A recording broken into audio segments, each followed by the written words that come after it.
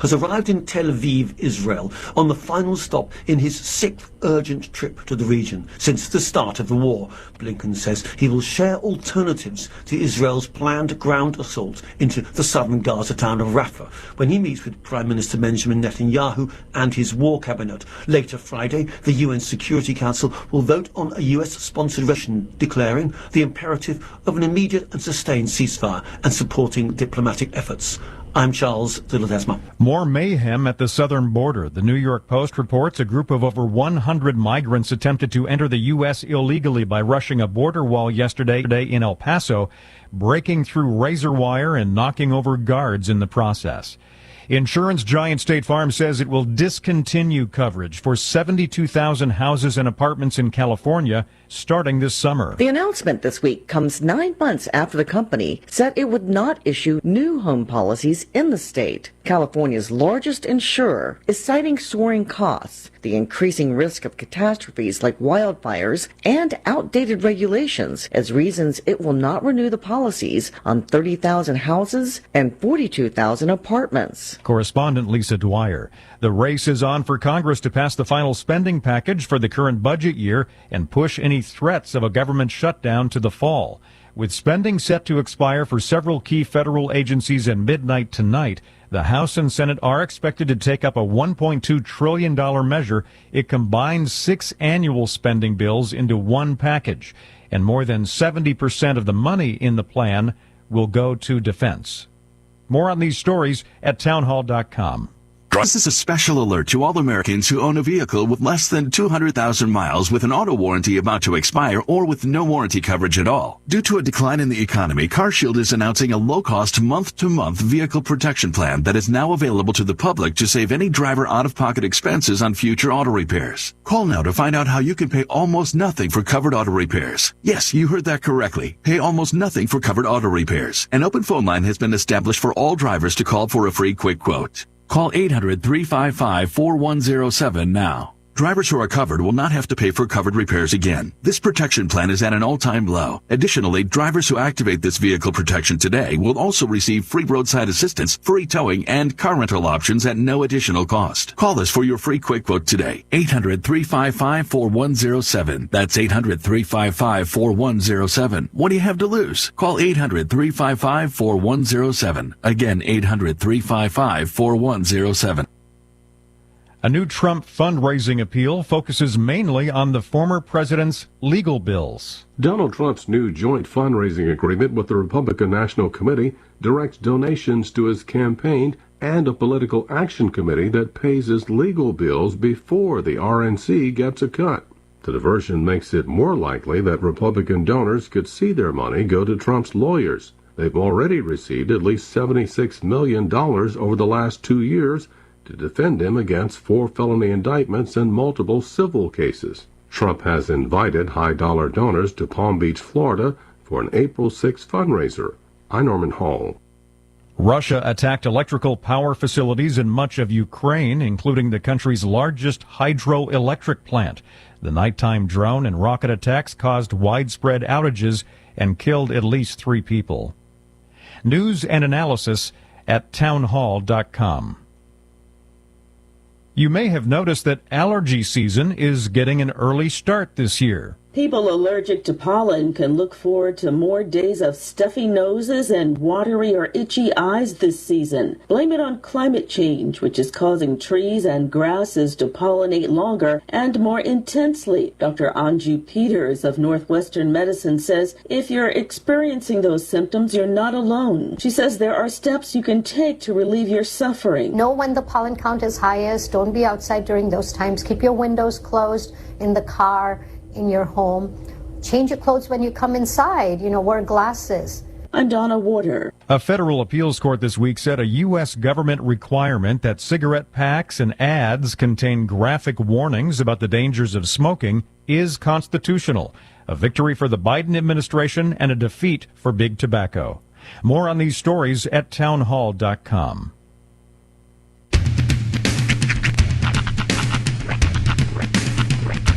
What in the wide world of sports is going on here?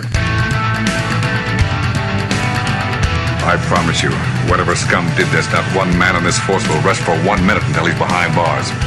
Now let's grab a bite to eat. Yeah, come on. I feel the hot wind on my shoulder and the touch of a world that is older. I hit the switch and check the number.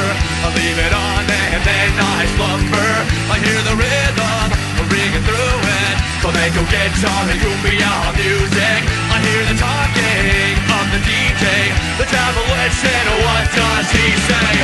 I'm on a Mexican radio. I'm on a Mexican world radio. Broadcasting live from high atop the J.P. White Building in downtown Roswell, New Mexico. It's Mornings with Mike Winters on 106.5 Roswell's Talk FM. Is that what I sound like when I talk? Now, here's your host, Mike Winters. And good morning, one and all. Welcome to Mornings with Mike Winters. I am he. That would be me, Mike Winters. Happy, oh so happy Friday, everybody. Happy Friday to you, one and all. Are you giving a waft from the out of doors? It's extra poopy in here today.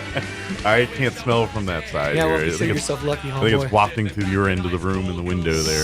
It smells like the elevator on this side. If you've ever been in the J.P. White Building and you've taken our elevators, you understand there's a certain bouffant. Sometimes it hits you there. Yeah, it just kind of wafts through the system there. So the only way to put it is just it's extra poopy. I wonder if it's coming from the vent behind you. It's coming from inside the house. I'm calling from your bedroom. But happy Friday. Happy McDonald's Friday. Yes. With the upside down golden arches. The Wiki Donald's. Which, if you haven't tried that sweet chili sauce, try with the nugs because they're good with the nugs. It's great with the nugs. But I'd say save some for your other McDonald's fare as well. Try it on a breakfast sandwich or perhaps maybe a quarter pounder. Or, you know what? I bet that'd be good on a McCrispy. Oh, yeah. Yeah. No. You tried it on fish, didn't you? I did. You liked it on fish. It was real good on fish. It kind of gave it like it was almost like a Eastern kind of flavor. Yeah, I imagine if you like cocktail sauce. If you'd have taken that same piece of fish with that chili sauce and like wrapped it in like a nori, like a seaweed, that would have been good. Yeah. That would have been real good. I think if you prefer fish with cocktail sauce as opposed to tartar sauce, this would be more your jam. I've never been a tartar sauce person. Like when it comes to my druthers on my fish, I always go with malts vinegars. I do love me a good tartar sauce. Tartar sauce. It's funny. The McDonald's commercials. I haven't heard them recently, but they usually have the dad from the show Succession is the voice guy for. He's the authoritarian. Yeah, why try a McDonald's Big Mac? That voice. That's the dad from Succession. If you're a fan of that show, I keep wanting to watch Succession. Everybody tells me it's great. I need. It was a good show. Yeah, it was. I mean, for what it was good. Given that I'm such a follower of like the whole McMahon dynasty, I've had a lot of people do a side by side comparison of the McMahon family and the family from Succession. Well, the kids are interesting too, and that's. But anyway, to my point. Yeah. In the one of the McDonald's commercial for like they had a 2-for deal on filet of fish. I don't know, a month or two ago, back when Good Friday and all that was going on, and the way he says tartar sauce in that commercial is tartar sauce. Tartar sauce, super fancy. So I think of tartar sauce, tartar sauce, like the McDonald's commercial. But big thank you to McDonald's. Yes. Swing on by, get you that app if you don't already have it. If you have it, dust that bad boy off and start accruing rewards in your with your purchases. Start using the deals. Start exclusive online deals, deals that are too good to sometimes use your free points for.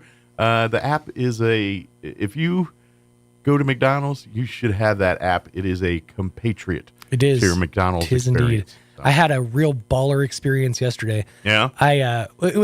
It was one of those moments where you're like, the future. I mean, yeah, I know it's bleak and there's not like a lot of hope and all that, but future's kind of awesome. I had an influx of points, obviously, in my McDonald's app, so I used 6,000 of those to procure a Big Mac. Nice. And then I cruised over to Which, if you haven't had the new Big Mac, by the way, it's tasty. It is. It is. They add onions to it in the cooking process. Like, it's still the Big Mac you know and love, but it feels a little more fancy. Yeah. Yeah, just a little bit more upscale. Then I rolled over to our local Stripes here in town and used my Stars, which I didn't realize literally until I was explaining this Stars yesterday to somebody. That's why they call them Stars. Didn't put it together. I used my Stars at Stripes. Oh, that's why they're called that.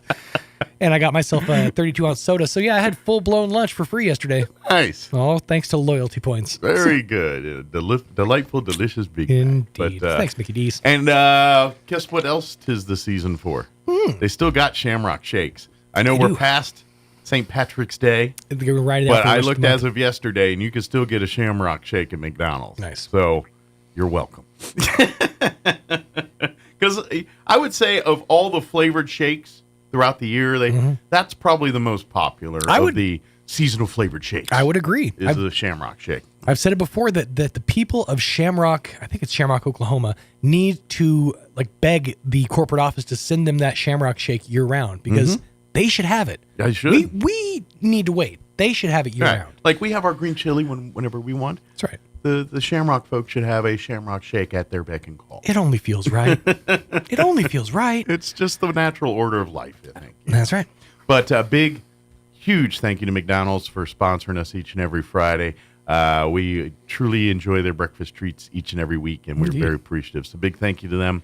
Go on by whichever McDonald's is near you and swing on through the drive-thru or sit down and bring the kids and let them play in the playland while you're, oh, that's the best. Have dude. your moment of zen with your chicken nugs or on whatever. A Saturday when you go after all the soccer games are done and stuff, or all the whatever things are happening on Saturday morning. You go at noon 30 to the McDonald's. Yeah, there's no hope of even seeing the soda machine from the door, let alone making your way through that lobby. Just because of the amount of kids and families. The families, they're all waiting in line, and how I roll my eyes and go, plebs. And me and my children beeline it this way. We find ourselves a table inside the play place, and I order through the app, and it's delivered to my table. Yeah. Or in the last couple of cases, I forget to switch it from drive-through to so you table. Gotta go out and get so it. I have to go explain myself.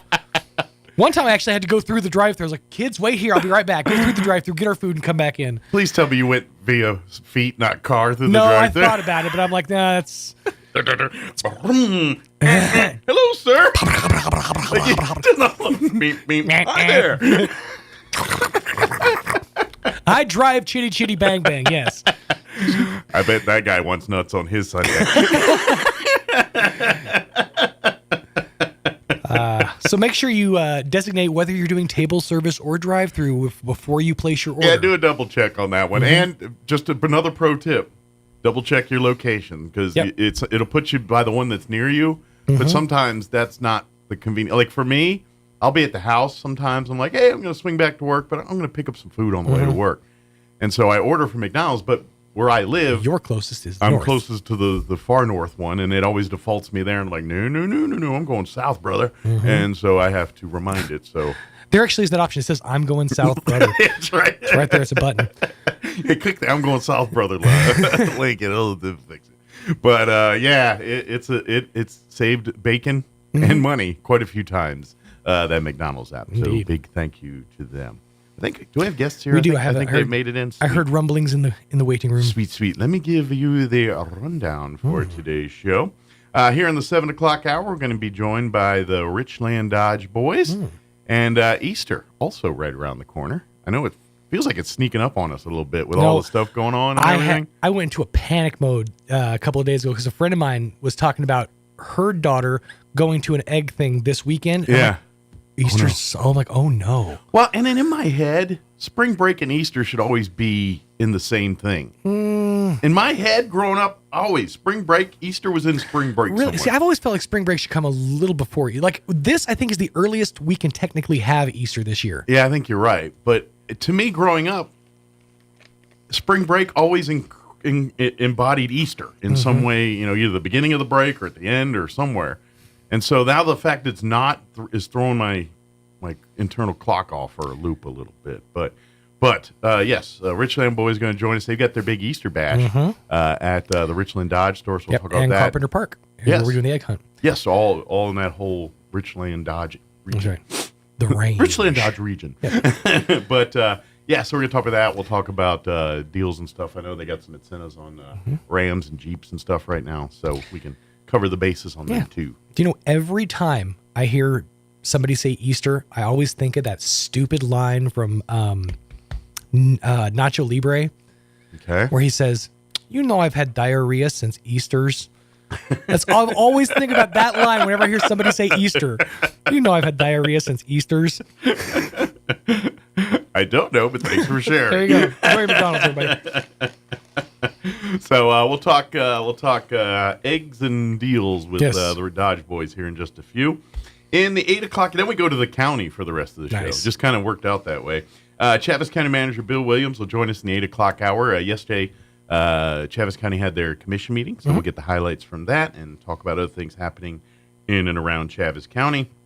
And then Sheriff Mike Harrington will join us in the 9 o'clock hour and pop in, give us an update on what's going on in the Sheriff's Department. And I know they don't talk a whole lot because they like to give it, but I know we're here in a few weeks. We're coming up on the every 15 minutes time of year where they educate for students the dangers of drunk driving, and they do an elaborate event to kind of sink that message home to these kids. And so that's coming up. I don't know if they still do it the same way they used to.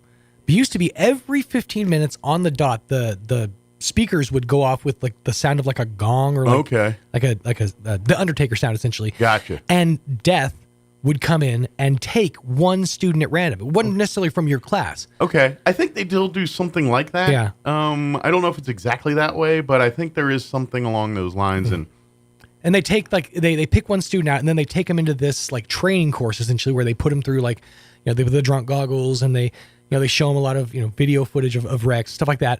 And I've been I don't know if this is true. I've always been told that they specifically pick the kids that are the most popular, the most influential, the ones who have cheerleader, football team.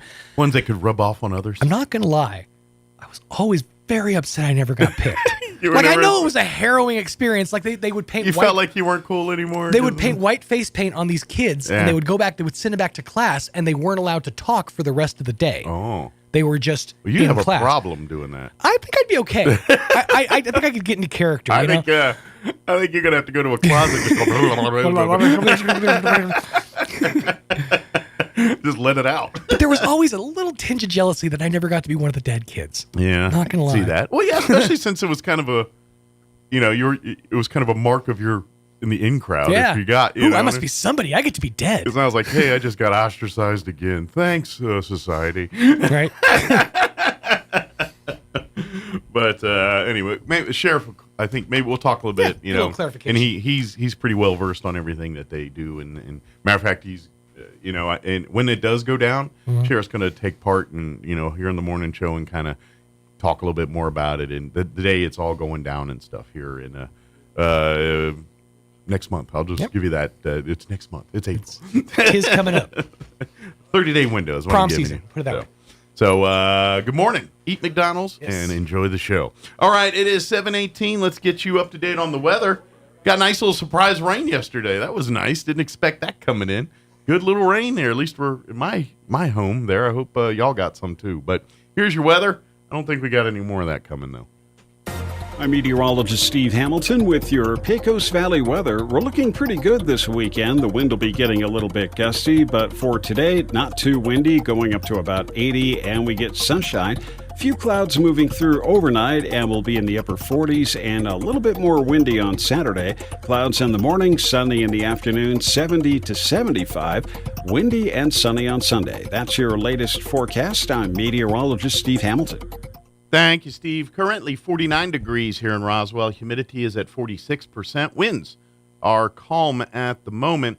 For today, real nice day. Sunny skies, pushing 80 for a high today, 79 officially. Little breezy. North winds will be 10 to 20 miles per hour. Tonight, partly cloudy. Expect an overnight low of 47 degrees. Northeast winds, 5 to 15 miles per hour. For your Saturday, mostly sunny, 74 for a high tomorrow. Winds are going to be breezy out of the south, 10 to 15 miles per hour early. Later in the afternoon, increasing 20 to 25 miles per hour. Saturday night, we're looking at mostly cloudy skies, 51 for an overnight low. Winds will remain breezy out of the south, 15 to 25 miles per hour. Sunday, we're going to get windy. Matter of fact, they've issued a high wind watch for Sunday to kick in at 10 a.m. That will remain in effect through 7 p.m. I'm going to guess that will get upgraded to probably red flag warnings as we get closer to Sunday. But for Sunday, they're talking widespread blowing dust, kicking in about 11 a.m., last until mid-afternoon. Mostly sunny with a high near 70, but the winds are going to be out of the southwest early, 15 to 25 miles per hour, later increasing 30 to 40 miles per hour. Could see wind gusts as high as 55 miles per hour by Sunday afternoon. So that's 55. That's like low hurricane force. It's going to be windy. Sunday night, we're looking at patchy blowing dust linger until about 7 p.m. Mostly clear otherwise with an overnight low of 38. Winds will remain breezy. And then Monday, they're talking a 20% chance of showers for the afternoon. Mostly sunny and 61. And then looks like we'll be in the 60s on Tuesday, back into the 70s by midweek next week. All right, it is 7:21. We're going to take a 2.5-minute break. And then we're going to talk with the Dodge boys from Richland, talk about Easter and all the great stuff they got going on over there. That's up next. Don't go away. Are you or a loved one having a hard time getting to your medical appointments? At Artesia General Hospital, we believe that transportation should never be a barrier to good health. That's why we're excited to announce our new non-emergency medical transportation services. Each of our vans is wheelchair accessible, and our friendly certified drivers go the extra mile by meeting you at your doorstep and ensuring a comfortable ride to your Artesia General Hospital services. Rides are available Monday through Friday from 7 a.m. to 5 p.m. Schedule your ride today by visiting artesiageneral.com/transportation or calling 575-736-8211. At Richland Motors, it's never been easier to sell or trade your current car, truck, or SUV for a newer model to hit the road in. Even if you don't purchase from Richland, they want to buy your vehicle for top dollar. But if you do buy from Richland, don't forget, they're the home of the powertrain warranty for life. That's a whole lot of confidence for you. See Richland for details. 2nd and Sycamore and 1309 Southeast Main. Most of us know the story of the Good Samaritan. A Samaritan man, someone who was thought to be lesser than, stopped alongside a dangerous road to help someone that had been left for dead. He didn't have to stop. 3 supposedly religious and righteous men passed the man by, but the Samaritan stopped, took him for help, paid for it, and promised to come back and pay for anything else. He went out of his way. We would say he went the extra mile. Jesus used this parable to show how his people should treat those they encounter. I found this quote that kind of sums up the story. Always be kind. If you see someone falling behind, walk beside them. If someone is being ignored, find a way to include them. If someone's been knocked down, then lift them up. Always remind people of their worth. Be who you needed when you were going through hard times yourself. What a great quote. Just one small act of kindness could mean the world to someone. Join us at the Country Club Road Church of Christ for worship at 10 a.m. on Sunday, located on the corner of Country Club and Washington in Roswell. Wakefield Oil Express has the highest quality service in Roswell with a 17-point full-service oil change that includes a full wash and vacuum at their car wash. You won't find a better deal. They also offer full synthetic oil changes, fuel and cabin filter replacements, and will even check your battery. Their tunnel wash isn't afraid of dirty vehicles. They have the best value wash in town with free vacuums. They even offer wash passes that can be used for multiple vehicles. Next time you need your oil changed, go to the fast and efficient Wakefield Oil Express and let them earn your business. 3204 North Main, Roswell. If you suffer from pogonophobia, you would not want to attend a party with the following people: Kenny Rogers, Santa Claus, Willie Nelson, the cast of Duck Dynasty, and 2/3 of ZZ Top. Here's Mike Winters. And good morning, 724, and joining us in studio this morning from Richland, the Dodge boys are back with us. We got Scott Gilmore and Brad. We also got Brady Deering as well. Good morning, guys. Hey, good morning. How's life at the Dodge store today? Great. Good. Of course, you might not have been in quite yet. You're probably heading in after you do your radio stuff here today. Yes, I know sir. you guys get there pretty early, but Not like before 7 early. Or this morning. That's right. Not this morning anyway here. But, of course, you guys do have a pretty good selection, inventory of brand new pre-owned vehicles at the Richland Dodge store. So if you're looking, and I know there's like incentives right now on Rams and I think Jeeps as well too. Oh yeah. If you're looking, and that's kind of unusual if I remember for Jeeps. Jeeps don't tend to do specials and stuff very often, especially for Wranglers and things like that. So when you do find specials on Jeeps, jump on it because they usually don't last very long. Yeah, take advantage of it. Yeah. On top of that, we got everything at invoice right now. Everything new is at invoice price. Oh wow! So it's plus rebates. So good deal. So that's we've all lived in the COVID world here for the last couple of years, and we're still we're kind of back to normal compare, but still prices and stuff still haven't quite meticulated down to pre-level stuff. So now that we're seeing invoice pricing again, that's kind of one of those signs saying, hey, things are getting back to pre-pandemic numbers here a little bit. Yeah. So that's a good sign when you're seeing that. Not just for you, the customer trying to buy a vehicle, but just for overall kind of look at the economy in the world right now. They're saying, hey, we can start doing some of the things that we used to be able to do before the pandemic here. So that's kind of cool. Yeah, no, bunch of great deals on those new ones. And then on top of that, the 25 and 3500s and the Rams, they re-invoiced them. Oh, wow. Yeah, so you're looking about anywhere from $4,000 to $8,000 cheaper than what they were about a month ago. Oh, wow. And once you add our invoice pricing on, like some of them got $12,000-$13,000. Wow. So some of those folks that were thinking, man, I want a Ram, but it's a little out of my range right now. Hey, now's the time to come back and revisit because there's big savings on some of those same vehicles you were looking at a little earlier here that you were thinking, man, a little too rich for my blood here. Yeah. But now our 23 half tons are at invoice, and they have 15% off MSRP. Oh, wow. So we've got big money off on half tons and HDs over there. I bet there's a few people probably bought a truck a while ago. I was like, man, I should have waited a month, but oh well. You can still get that one you want. There's big discounts. But and that's it too. Is selections. When you see them, you grab them, and that's kind of thing. But fortunately, that's also changing too. You guys are seeing more and more inventory. I notice every time I drive by the Dodge store there, I see a few more Rams on the lot, or a few more Jeeps or Gladiators sitting on the lot there. So that's a good sign when you're seeing that. And they're leaving as they're coming in. So hop on it while you can. Yeah, absolutely. Yeah, that's the thing. Is you see them out there, it's like, you better get quick because someone else saw it too. Yeah. And they're like, that's a sweet ride. I think I want to go talk to the Dodge boys and see what I can work a deal on that too. And of course, by the way, too, if you're looking for pre-owned, you guys have a huge selection here. Of course, with Easter right around the corner here, the Richland family is going to be doing their annual Easter celebration like they do, but a little different than they've done in years past here. Now the Dodge boys are going to be the Easter bash hosts this year. They're going to be the ones that host the Easter celebration, and with that means they're going to be moving inventory to the Dodge store. So if you're looking for a pre-owned vehicle, I guess when do you start moving them? Next week here when that starts going down? Yes, this sir. weekend you can get them both, but next week here, if you're looking for pre-owned vehicles, you're going to find them all at the Richland Dodge store here. Yes. So if you're looking, and they have a huge selection of late model because that's because I think we were talking last time you guys were on. We're kind of in that mode now where people got new cars during COVID, but it was aqua green and they wanted opaque white, or you know what I mean, or I wanted leather seats and these are cloth seats, or I want, you know what I mean. They're nice vehicles, but it wasn't quite exact. So now they're trading those in and getting what they want, which means late model, brand new like vehicles are now sitting on the used lot because they had alloy wheels instead of, I don't know, factory rims or whatever that someone wanted. You know what I mean?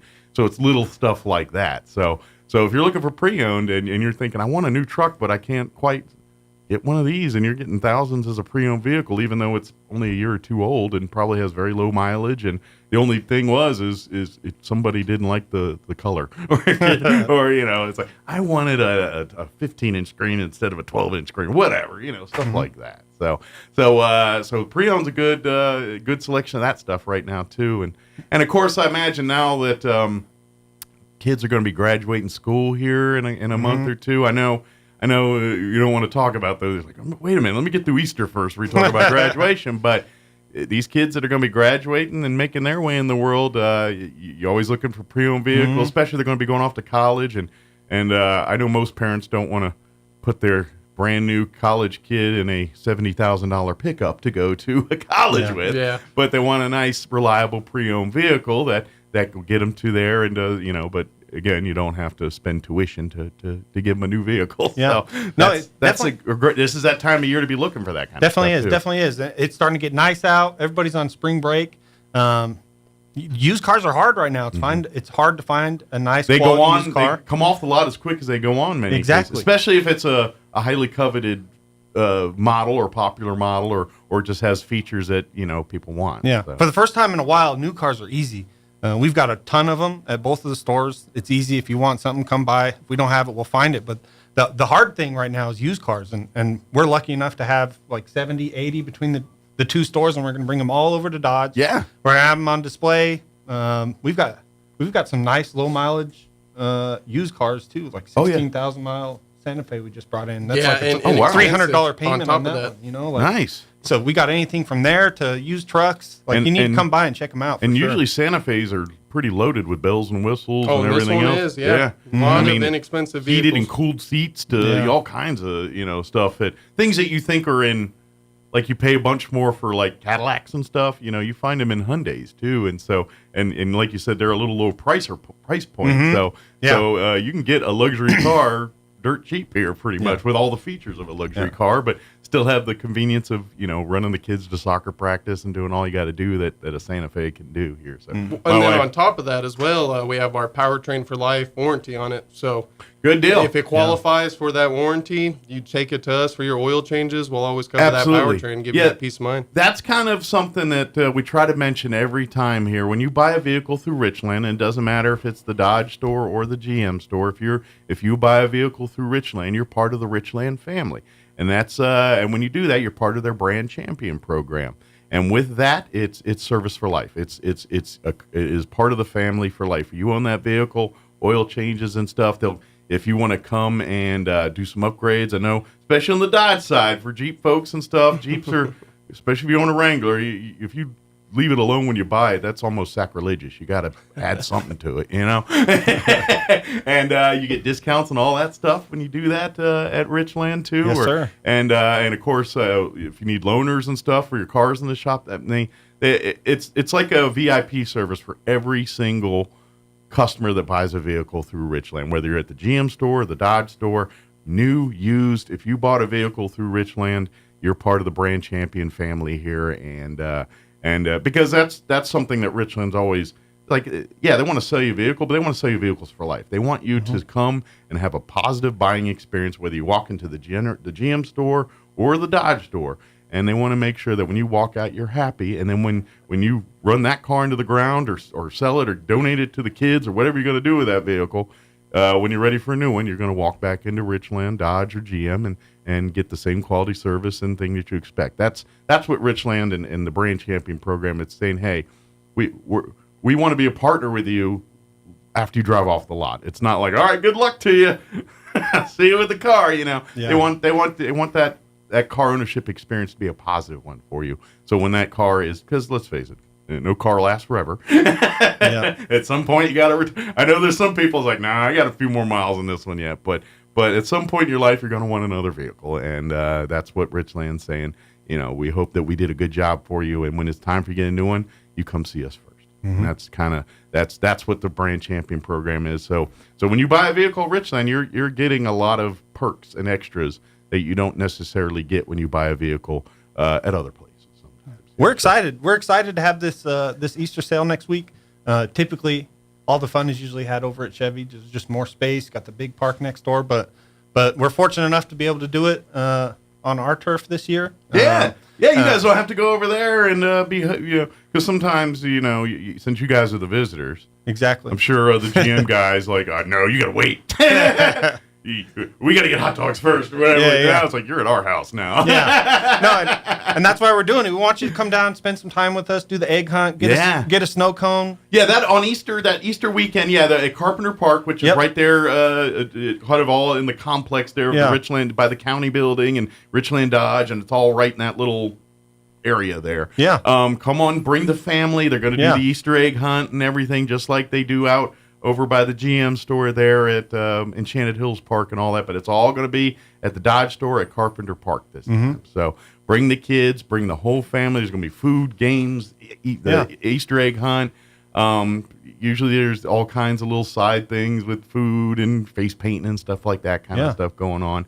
So while you're doing that, and then, of course, if you are looking for a vehicle, while the kids are playing with the eggs and looking for that, you can kind of walk through the lot, and whether it's the pre-owned side or brand new, you're going to find a huge selection of vehicles there. And if you are looking for a pre-owned vehicle, every single one in the Richland inventory will be at the Dodge store next week here for this big Easter celebration and everything else. Yeah, and that hunt starts at 11 a.m. Saturday. Okay. So show up about 5-10 minutes early. Should have a couple thousand eggs out there. Yeah. So each and every kid should be Oh, able to and I'm grab telling an egg. you might want to plot and plan a little because there are others, like they're going to be scoping. Oh, So last year it went quick. So. Yeah, it's going to be scoping, so it might behoove you to get there a little early just to kind of scope and get you a good location because it gets a little crazy once it going. The kids start running. Think of more Braveheart without all the blue and the fighting and all that, but just the running and everything else is just like it. Exactly. And skirts, no, not as many plaid skirts. But takes Easter Bunny about an hour to set them up, and the kids scoop them up in about 30 seconds. That's right. The Easter, you think the Easter Bunny'd have a team or a staff or something, you know, or at least magic abilities. Like I think it's like Santa could do magic, or the Easter Bunny have something he could just move the eggs this way or that. Yeah. Like Santa could like do a nose thing or something, right? Yeah. Maybe he's got a magic carrot that he waves around. I don't know. He gets it done. That's right. But as far as some of the new vehicles, talk about a little bit. Is there a couple of the Rams or Jeeps that, because occasionally you get some of the kind of exclusive models or some of the high-end stuff that's kind of the, like the Rams or something with the extra engines, the extra packages that come in every once in a while. Oh, yeah. Do we have any of those sitting on the lot right now? Yeah. Something we haven't had in a while is some nice Jeep Wranglers. Okay. We've got some on the lot now. The new 24 model. We've got two sports, I think. One of them's a 2-door, and we got another 4-door. The whole new redesign. So, you get your 10-inch screen, power seats. That is so amazing in a Jeep Wrangler. And yeah, I have a 2018 that I love to death and drive. And but when I do get a new Jeep, I'm gonna keep mine for a while. But when because I've already decided I'm a Jeep Wrangler guy. When I run this one to the ground, I'm going to get another Jeep Wrangler. That's what I do. But 2019 was the year that they added that automatic moonroof thing to the Jeep Wrangler, and I just missed that. I ain't gonna lie. My next one, I kind of want that one with the. It's literally like Jeeps. You take the top off and the doors off and everything, but sometimes you just want some air, but you don't want to strip everything off because it does take a little work to do all that. So that moonroof, it was literally, and it's the length of the Jeep. I think if I remember, it goes from the front to all the way to the back. And sometimes I was just like, man, that would be convenient to have on my Jeep sometimes. So I think 2019 is when they started putting those in the Wranglers. And so I'd be excited to see when the 24s, what they've added since then. So they got a bigger, the screen than theirs bigger now? Yes, sir. Oh, wow. Yeah, it's longer, 10-inch screen. Oh, wow. You got to come check it out. Yeah. Come check it out. And I deliberately got mine a little bare bones. Like I don't have power locks or power window because I was thinking, Jeep, one more thing. You're taking doors off. That's one more thing you got to unplug and do. So less is more with me. But I was one of those people like, no, I need the screen with the Bluetooth so I can access my music and everything else. But short of that, I don't have as many bells and whistles in mine as some others do because it's a Jeep. It's supposed to have a bit of a ruggedness to it, you know what I mean? And by the way, look for your spirit animal when you get your Jeeps. There's all kinds of inside games of Jeep people. Yeah, nice little Easter eggs. Once you buy a Wrangler, you're kind of de facto in a club, man. People start leaving things at your vehicle. Start ducking you. I got a duck in my car now because I've been ducked a couple times. You got to know the wave. I'm telling you, there is a bit of a responsibility when you buy a Jeep Wrangler because you're in the club. But it's kind of cool. It's kind of fun. It's neat because now you're in an inner circle. And I do it. I'm not gonna lie. You see a Jeep go, Jeep guy. Yeah. Hey Jeep guy, what's up? Yeah, it's a thing. Yeah. You get used to it, and then someone doesn't wave, and you. What's wrong? What a jerk. So if you're a Jeep Wrangler owner and someone mysteriously leaves a duck on your vehicle, no one's not messing with you. That's a Jeep thing. So, yeah, I got ducked at Walmart about 2 weeks ago. It's kind of nice. I was like, oh, look, I got ducked. Yeah. You don't think it's that cool until you get one. Yeah. You know? I felt like I was like, cool guy right here. Yeah, someone ducked me. Absolutely. So come check it out. If you always wanted to be a Jeep owner, come see the great selection here. I'm not going to warn you, they don't do as much of that with the Cherokees and all that. It's a Wrangler thing, but but if you want a nice vehicle, the Grand Cherokee is the best of both worlds too. Those Cherokees, because you really do get the ruggedness of a Jeep and some. I mean, I wouldn't do some of the things that people do to Wranglers with a Grand Cherokee because it's kind of nice too. Yeah. But you really get the best of both worlds because it's there's a reason why Grand Cherokees and the Cherokee line every year is like getting all those awards and everything. Every single year, those things get the Motor Trend Awards and everything because they're a cut above vehicles. They just are. The features, the engineering on them, the convenience of them. They're really the best of everything. We're stocked up. We're stocked up on them too. We got plenty of new ones. We're even stocked up on the 3 rows. For the used car sale, I know we got a couple used Grand Cherokees too. We got that affordable 16. That one's a Hemi, isn't it? Okay. I believe so, yeah. Yeah, we've even got a used Hemi Grand Cherokee, which you don't see those very often. That won't be on the lot very long. You might want to come see that this weekend here because that may not benefit you. It might be hanging around here. You come for the Easter week here next week. So. Sports cars too. Got a couple Hemi Challengers down there. Nice. So it's getting warm outside. I know these sports cars, they tend to pop out. Oh, yeah. You hear them around town. You hear them when you're going. And I'm going to tell you, the Chargers and Challengers are some of the coolest looking ones out there. I ain't going to lie. I see now I grew up Dukes of Hazzard guy. So, I'm a little partial to the Challenger here. Even like when they first came, when they redid them, what was it, about 10, 15 years ago when they reissued the Challengers and all that? Yeah, it was 06. Ever since then, I was like, man, I loved, because that was kind of popular around that time to kind of take some of these 60s era muscle cars and kind of reimagine them, Keep that retro look. They kept their roots. Yeah, Ford, Dodge, Chevy, they all were doing it here. But I think that the Challenger was my favorite of the bunch because that was the one, because it really, I mean, we had Camaros, we had Mustangs, they were there but the Challenger kind of went the way of the Dodo after Dukes of Hazzard a little bit, and then it was like it's back in the fold here, and it was so to me that's of the sports cars, the muscle cars. I wouldn't say sports car, that's a muscle car.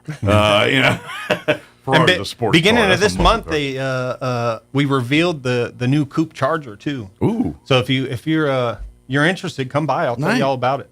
And of course, the Hornets too. If you want the best of both worlds there, because they're sporty and kind of because they're smaller, so you get the fuel efficiency and all the things that come with that, but you still get the kind of sportiness that that the Hornet brings. So if you're like, hey, I'm a little muscle, Challenger's a little too much muscle for me, but that Hornet's right my Goldilocks sweet spot. We've got 2 RT all-wheel drive Hornets on the lot now. Nice, very good. Yeah, they're pretty sweet. I've seen, those are pretty good looking vehicles too. Yeah. So come see them before they go. I mean, that's the thing. I know we're talking about Easter and all that, but if you're wanting some of these vehicles, particularly these ones we're talking about here, you might want to go this weekend as opposed to wait until next weekend to come out and see some of these. Hey. So. But the good news is, if you miss it this weekend, there's going to be a whole new selection there. Like I said, they're going to make sure the lot's stocked for this week. And if you're looking for pre-owned vehicles, every single pre-owned vehicle in the Richland inventory will be at the Dodge store next week here. So if you come this weekend, you'll find them at GM. But after this weekend, they're all going to be at the Dodge store too. Don't forget the service department too. If you need any oil changes to heavier maintenance or just routine maintenance on your vehicle, of course, if you bought a vehicle at Richland, you're part of the brand champion. You should be setting those appointments up anyway. Yeah, that's part of your deal here. Yeah, and then of course, if you do have it, and they work on all makes and models. You go down to the Dodge store, they'll work on all vehicles there too. But they are a little bit better at Dodge, Chrysler, GM, and Jeep products here. But they will work on everything here. And of course, if you need to order parts and stuff, I know a couple times one time I had a battery die on me suddenly there, and Richland, hey, I'm gonna bring it over. I need a new battery. I was off and back to Artesia in 20 minutes. And so it was literally one of those days where my Jeep did start here because the battery died. So I got a jump, drove it to Richland.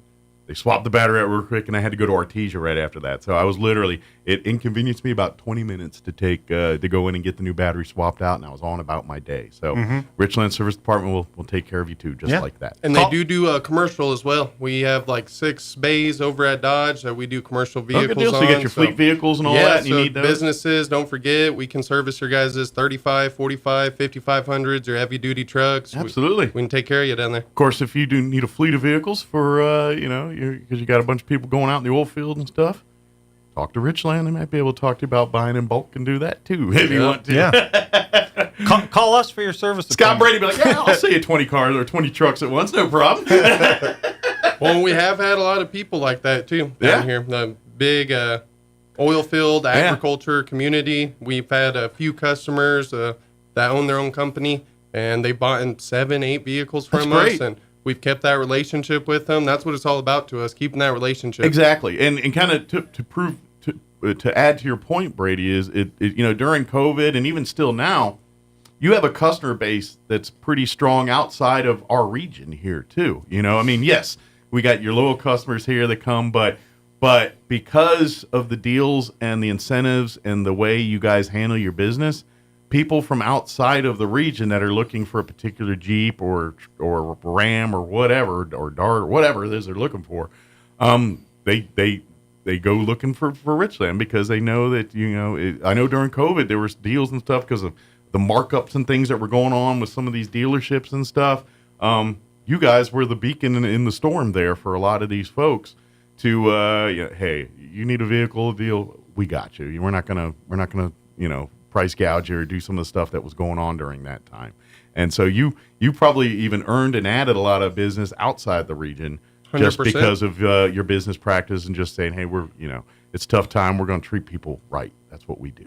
And those people are coming back right now. Exactly. So if you're looking for a track record, a history and stuff, that's the kind of stuff here we're talking about. So, regardless. And to be honest, I know we're talking Dodge Boy and Dodges and Jeeps, but you're going to get the exact same care and service if you walk into the GM store and want to buy a Camaro or a Yukon or something like that. They it's the same practice, the same thing. So if you're a Jeep guy or a Ram guy or a Chevy guy or whatever your guy, because we all have I know everybody die hard this and that. Richland, regardless if it's the Dodge store or the GM store, you're going to get top rated service. They're going to jump through hoops to try to make you the happiest person possible here. So that's what they do. And even if you're hungry, just come in there. You pop in at lunchtime, it's like, yeah, you want some chicken? You want some pizza? Half the time you walk out of there full. So next Saturday is the big Easter bash. The egg hunt and everything will start at 11. Get there early. Come in for the fun. Walk the lot. See, I know we'll be doing radio remotes. There'll be food going and all that kind of stuff. But it'll all be at the Dodge store. If you go to the GM store and wonder, man, this Easter party's kind of quiet, it's because it's all at the Dodge store. It's all going to be happening there. The Carpenter Park's going to be where the Easter egg roll is or hunt there. That'll start at 11. But get there before that. Get there 9, 10 o'clock. That way you can kind of see some of the vehicles and lot and walk if you want to do some of that side. And then when the egg hunt starts at 11, you're ready to go run and chase eggs and do all that kind of stuff. So good deals. Or anything we missed?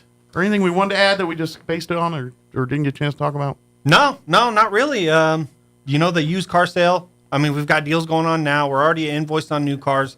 But we're going to have all the inventory over there starting on the 27th. 27th. So here in, what's today, 22nd? Yeah. So about 5 days from now. All the fun's on Saturday, but the deals start now. Yeah, and I'm telling you, because selection and everything else, if you want to guarantee the best, come now. Come see it now. As they get new cars and things. But, like I said, some of these, especially some of these particular vehicles we were talking about, those will not last a week because they're highly coveted, they're highly sought, and the deals are good.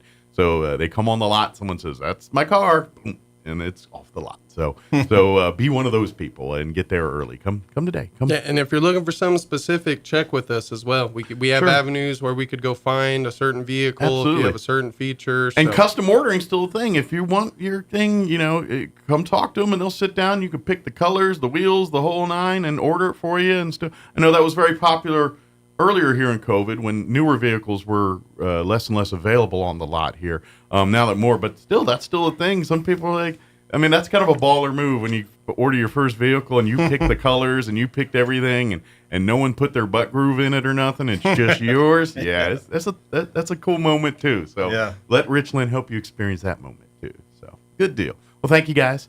I know you got to go see Sean here and get some ads cut here. So we'll go let you do that. There's Thanks McDonald's in there. Sneak some Egg McMuffins out or something. But, good deal. Thank you guys, and we'll see you next time. All right. Yes, sir. All right. It is 7:50. Man, the morning's already flying. Yeah. Let's go ahead and get you up to date on local news, your Kim Commando update, and Wall Street business update. Don't go away. Now for your Pecos Valley News update, I'm Jared Cirillo. A scam that's reached Roswell in recent years is being seen yet again, unfortunately. It's a phone scam, and it's known as virtual kidnapping, in which a victim is told his or her family member has been kidnapped and a ransom is being demanded. However, virtual kidnappers have not actually kidnapped anyone. Instead, through deception and threats, they try to coerce their victims to pay a quick ransom before the scheme falls apart. Victims are often elderly. The best course of action is to hang up and contact your family member to ensure they are fine. Work is resuming on US 380 from east of Roswell to near Bottomless State Park. That project resumed Thursday and is expected to be finished by late April, weather permitting, of course. Drivers can expect east and westbound lane closures with a pilot car and flagging operations during the daytime. You should plan for delays and use an alternate route if possible. You're up to date. I'm Jared Cirillo reporting. Kim, how can I make money online? That's a question I've been getting for years. Lucky you, I'm Kim Commando with some legit ways brought to you by Total Ad Block. Block annoying ads on any device. Sign up today for only $19 a year at totaladblock.com/Kim. Have a garage with nothing parked in it? Try the Neighbor app. It lets you rent out your garage or parking spot. Super handy if you're close to an airport or concert venue. Next up, are you an expert on some niche subject? Share that wisdom and get paid on justanswer.com. Every answer you provide puts $1 in your pocket. Get this, experts can make $2,000 to $7,000 a month. Not bad. And for those who love to drive but are looking for something more upscale than, say, Uber or Lyft, there's Alto. This high-end ride-sharing app treats its drivers like royalty. We're talking hourly pay, training, and you even get to cruise around in a sleek, all-white Buick Enclave. Need those sites again? The Neighbor app, Just Answer, and Alto. Get my free newsletter for more tech smarts at getkim.com. It's so annoying when ads take over websites. They pop up and block everything when all you want to do is read an article. But ads aren't just irritating. They can be dangerous. Cyber criminals use them to spread malware, adware, spyware, and everything in between. That's why I'm excited to tell you about a tool I use called Total Ad Block. Yep, it totally blocks the ads, meaning you no longer see them. Plus, you don't have to worry about a bad ad giving you malware or worse. And I know the app stores are flooded with free ad blockers, but stay away. You just don't know who's really behind them. I use and trust Total Ad Block's advanced ad blocking technology. It works on all of your devices, including Windows, Mac, iPhone, and Android. Total Ad Block instantly identifies and blocks ads, even those annoying autoplay ads on Facebook and YouTube when you're on your phone. Love that. Stop the ads today.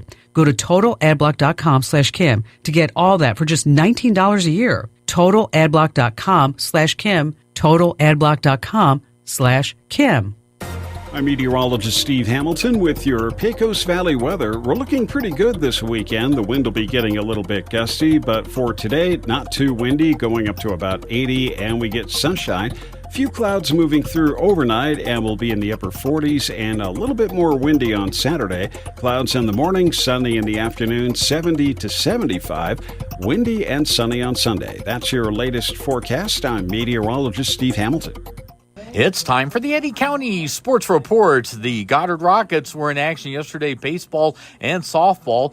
It was a tournament for both, and they were all of it was taking place in Artesia. The Artesia baseball tournament began with Goddard falling to Carlsbad by a score of 12-2. That drops the Rockets' mark to 4-2 on the season. Cinco Holloway 2 for 4 with an RBI, and Goddard will play Moriarty this morning at 10 a.m. Meanwhile, the Goddard girls in softball action lost to Deming by a score of 11-4.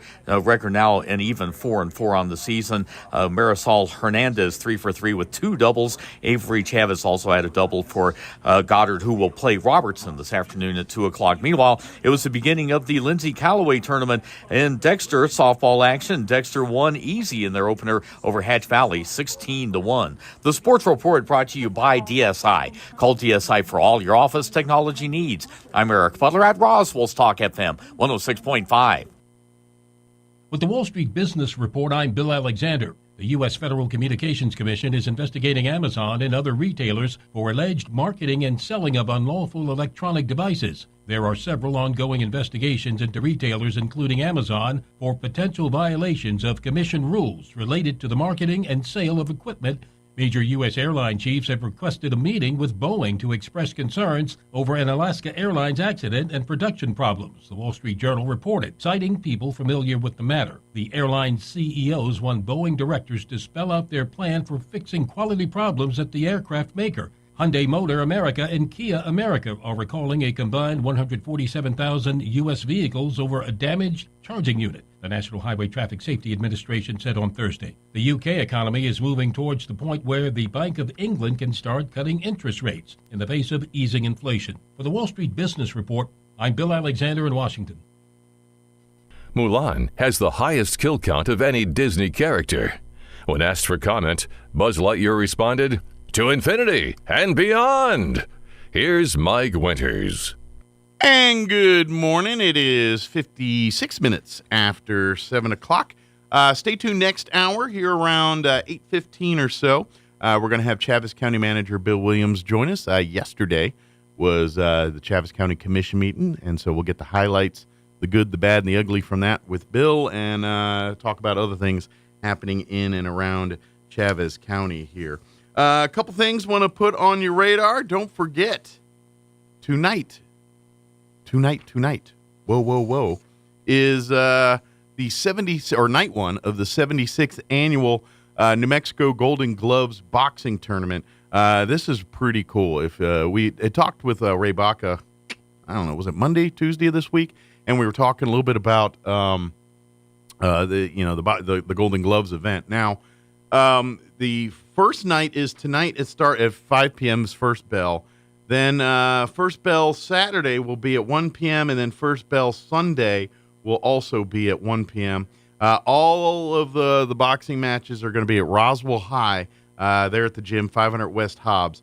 It's really cool. They're the best from all over the state are going to be here competing at all age levels, from the young to I think they start at 6 or so, and they go all the way up to just short of professional ranks here, up to 18 in that area.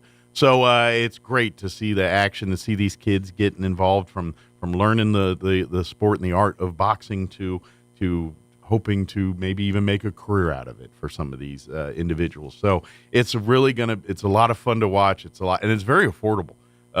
Tickets are uber cheap. You get them at the door tonight or tomorrow or Sunday. Adults are only $10. Youth 5 through 17 are $5, and veterans and seniors are just $7. And it's all-day boxing action. Like I said, it starts tonight at 5 for the first rounds, and then championship matches will be on Sunday there. It's going to be a lot of fun. So get your tickets. If you have any questions or anything about the event, you can contact Ray Baca, 575-910-2222. And if you are a sports fan, too, sticking in that same vein, next Thursday, actually, it starts on Thursday, is the Roswell Sertoma and Colt Classic Baseball Tournament. It's the 30th annual event for the Sertoma Club. It's going to be a cool 3 days. Thursday Friday and Saturday next week, the NMMI Colts are performing. They are going to be in the tournament, obviously. I believe Roswell JV, Artesia JV. I don't remember all the schools, but there's schools from all over the region that are going to be competing in the tournament. NIMI's first game will be, I believe, it's Thursday. I want to say 5 or 7. Don't quote me on that. But you can go and check out the schedule. But that's all going to be at the ball fields there at NIMI starting next Thursday. You can get passes for the whole tournament or just games, whatever your proclivity. But that'll all get underway starting next Thursday. All right, it's 8 o'clock. We'll be back on the other side of news. Don't go away. Your home for Coast to Coast AM in Roswell, 106.5, Roswell's Talk FM, KEND, Roswell, New Mexico. Breaking news this hour from townhall.com. I'm Greg Clugston in Washington. Russia and China have vetoed a U.S.-sponsored UN Security Council resolution that declared an immediate ceasefire in Gaza is imperative. The vote this morning came as Secretary of State Antony Blinken is in Israel meeting with Prime Minister Netanyahu. Yesterday in Cairo, he said talks aimed at reaching a ceasefire between Israel and Hamas are making progress. The gaps are narrowing, and we're continuing to push for an agreement in Doha. There's still difficult work to get there, but I continue to believe it's possible. Former Republican Senator Jim Talent says many of the Biden administration's missteps in the Mideast can be traced to one fundamental flaw. This is an administration that structured its tried to structure its Middle Eastern policy around a partnership with Iran. That was the fatal, ridiculous, risible assumption behind their policy. Talent told the Salem Radio Network the Hamas war against Israel is just one case of Iran using its proxies. Congress is facing a midnight deadline to fund several key federal agencies. Lawmakers on Capitol Hill are working to pass a final spending package needed for the current budget year. The House and Senate are expected to take up a $1.2 trillion measure that combines 6 annual spending bills into one package, and more than 70% of that money would go to defense. It's taken more than 6 months to put the measure together, with conservatives pushing for more policy mandates and steeper spending cuts than Senate Democrats or the White House would consider. And several short-term stopgap spending bills were needed along the way to keep agencies funded as negotiations continued. Donna Warder, Washington. More on these stories at townhall.com. Urgent Camp-Lejeune message from the Diabetes Solution Center. Do you like pricking your fingers to test your blood sugar levels? No one does, but it's important to maintain your health. And now, by wearing a small remote device called a continuous glucose monitor, or CGM, you don't need to prick your fingers anymore. It's easy to use and helps you make more accurate diabetes treatment decisions. If you are testing your blood sugar 3 or more times daily, injecting insulin, or using an insulin pump, call the Diabetes Solution Center right now. And if you have Medicare or most major insurance coverage, you may be able to get a new CGM at little to no out-of-pocket cost. Shipping is free, and we'll even bill your insurance company for you. If you are testing your blood sugar 3 or more times daily, injecting insulin, or using an insulin pump, call the Diabetes Solution Center right now to learn how to end the painful finger sticks and get your own continuous glucose monitor, or CGM, at little to no out-of-pocket cost. Justice Department has announced a sweeping antitrust lawsuit against Apple, accusing the tech giant of engineering an illegal monopoly in smartphones. Business law attorney Seth Berenswag says the allegations presented against Apple are wide-ranging and provide extensive detail. Asserting that Apple has essentially laid out a broad technology-based moat centered around its smartphone in a manner that illegally attempts to exclude other competitors away from certain aspects of this space in a manner that causes harm to consumers as well as software developers. The suit also accuses the tech giant of intentionally limiting security features. Apple called the lawsuit wrong on the facts and the law and said it will vigorously defend against it. News and analysis at townhall.com. The Philadelphia Police Department is seeing success in more recruits passing the entry physical fitness exam, all thanks to a new law that changed the standards. It's part of a broader effort nationally to reevaluate policies that keep applicants out of the job pool amid a hiring crisis. To close the gap, police departments nationally are reconsidering policies on tattoos, previous drug use, physical fitness, and college credits. Since the law took effect late last year in Philadelphia, 51% of people testing have passed the entry physical exam, compared with 36% previously. Correspondent Jeremy House reporting. Well, there were several upsets in the first round of the NCAA men's basketball tournament, none bigger than 14th seeded Oakland delivering the first true shock of this year's March Madness. Number 14 Oakland beating third seeded Kentucky. More on these stories at townhall.com.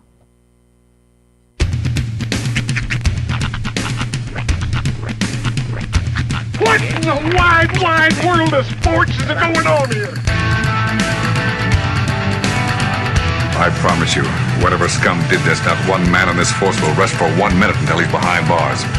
Now let's grab a bite to eat. Yeah, come on. I feel the hot wind on my shoulder and the touch of a world that is older. I hit the switch and check the number. I leave it on and then I slumber.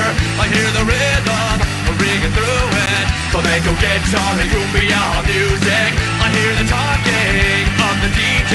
The travel listen, what does he say? I'm on a Mexican radio. I'm on a Mexican radio. Broadcasting live from high atop the J.P. White Building in downtown Roswell, New Mexico.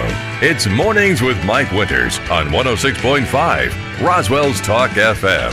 Is that what I sound like when I talk? Now, here's your host, Mike Winters. And good morning. It is 6 minutes after 8 o'clock. Welcome to hour number 2. The deuce. Of Mornings with Mike Winters, right here on 106.5 Roswell's Talk FM. He's in and he's out.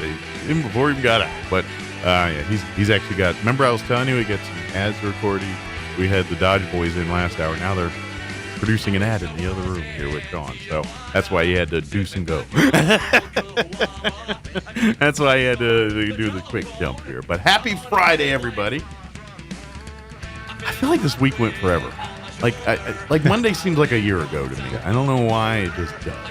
But I'm finally glad it's Friday. Eventually it happens every week. It does.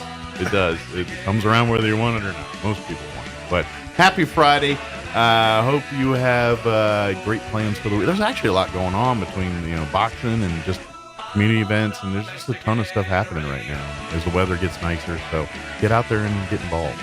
I saw something that's really cool. Yeah? Kind of a bucket list thing that I didn't even know was a bucket list. Okay.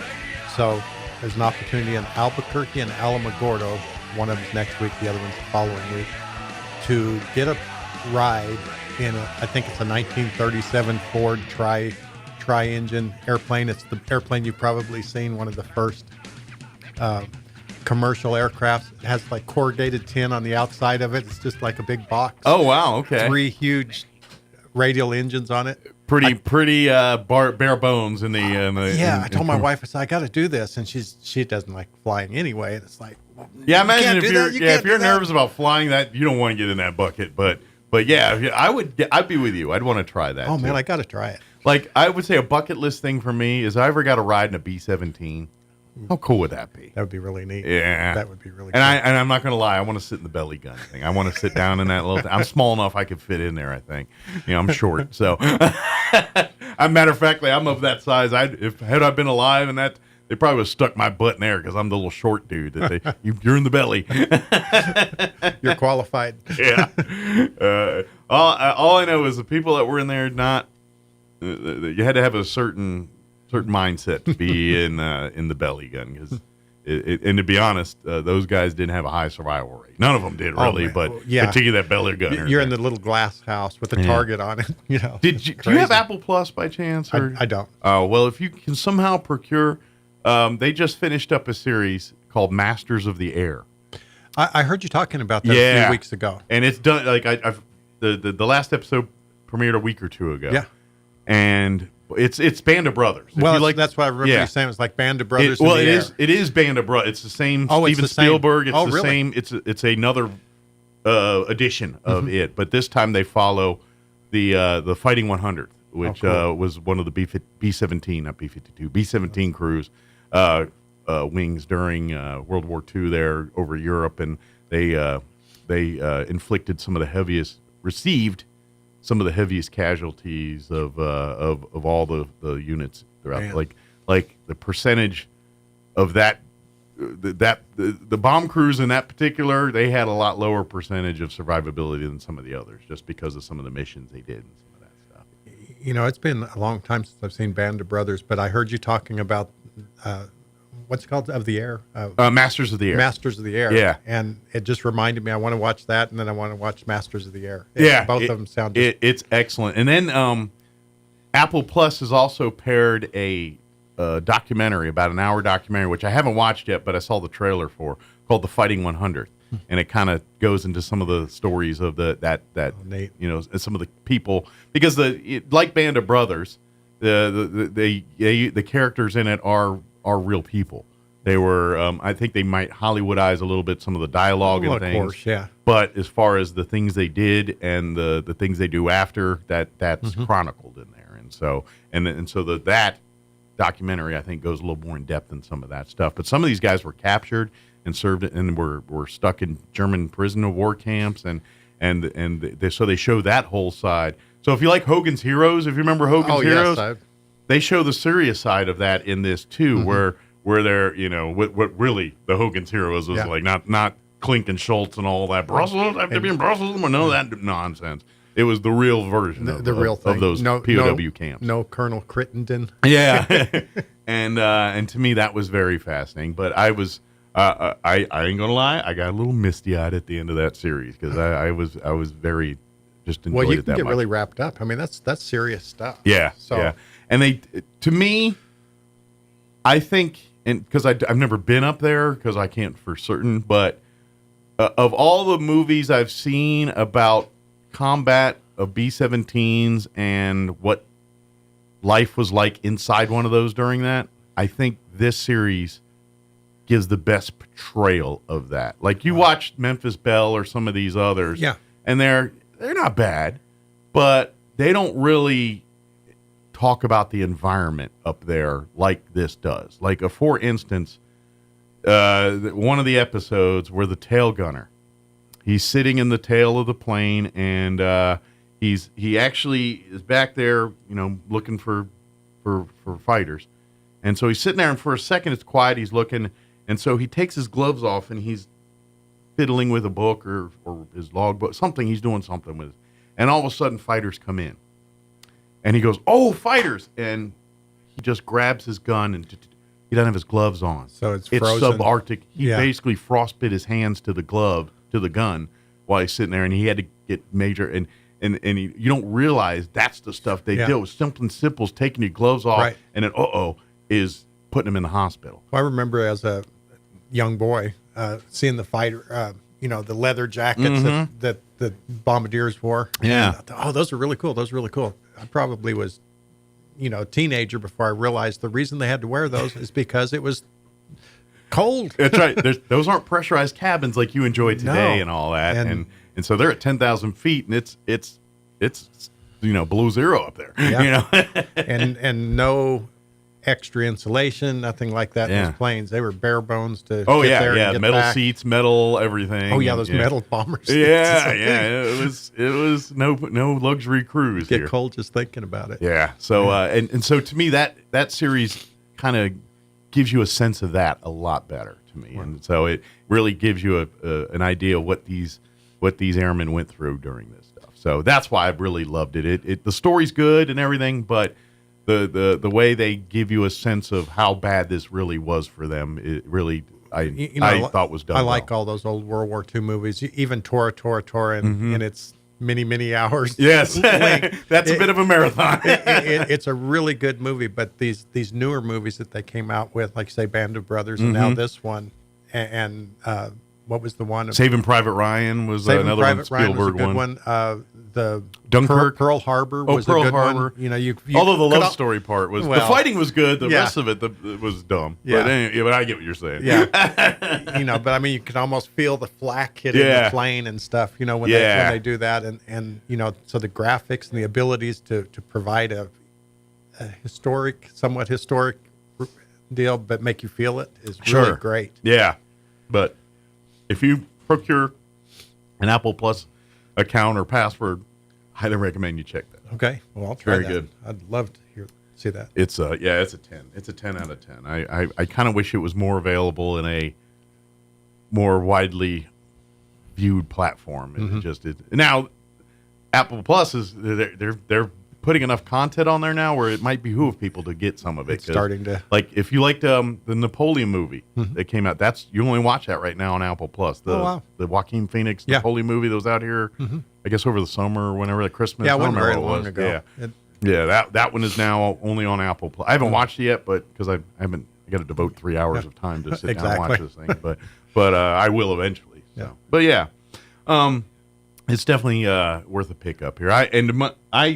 I got Apple Plus a couple of years ago when I got a new iPad, and they just threw it in for a year. Okay. And I just failed to renew it, so now I pay $5 a month or whatever. I need to get my wife a new iPad. Maybe this would be a win-win situation. It's like, hey, there's Apple Plus. I can do it for a year. Watch all these things, and while you're there, check out Ted Lasso. That's a great. It's a fun. It's about American college football coach that gets fired and ends up taking a job as a Premier League soccer coach in England, and then it's very, it's a comedy, but it's warm-hearted and it feel good, and so it's funny. It's just a well-written show.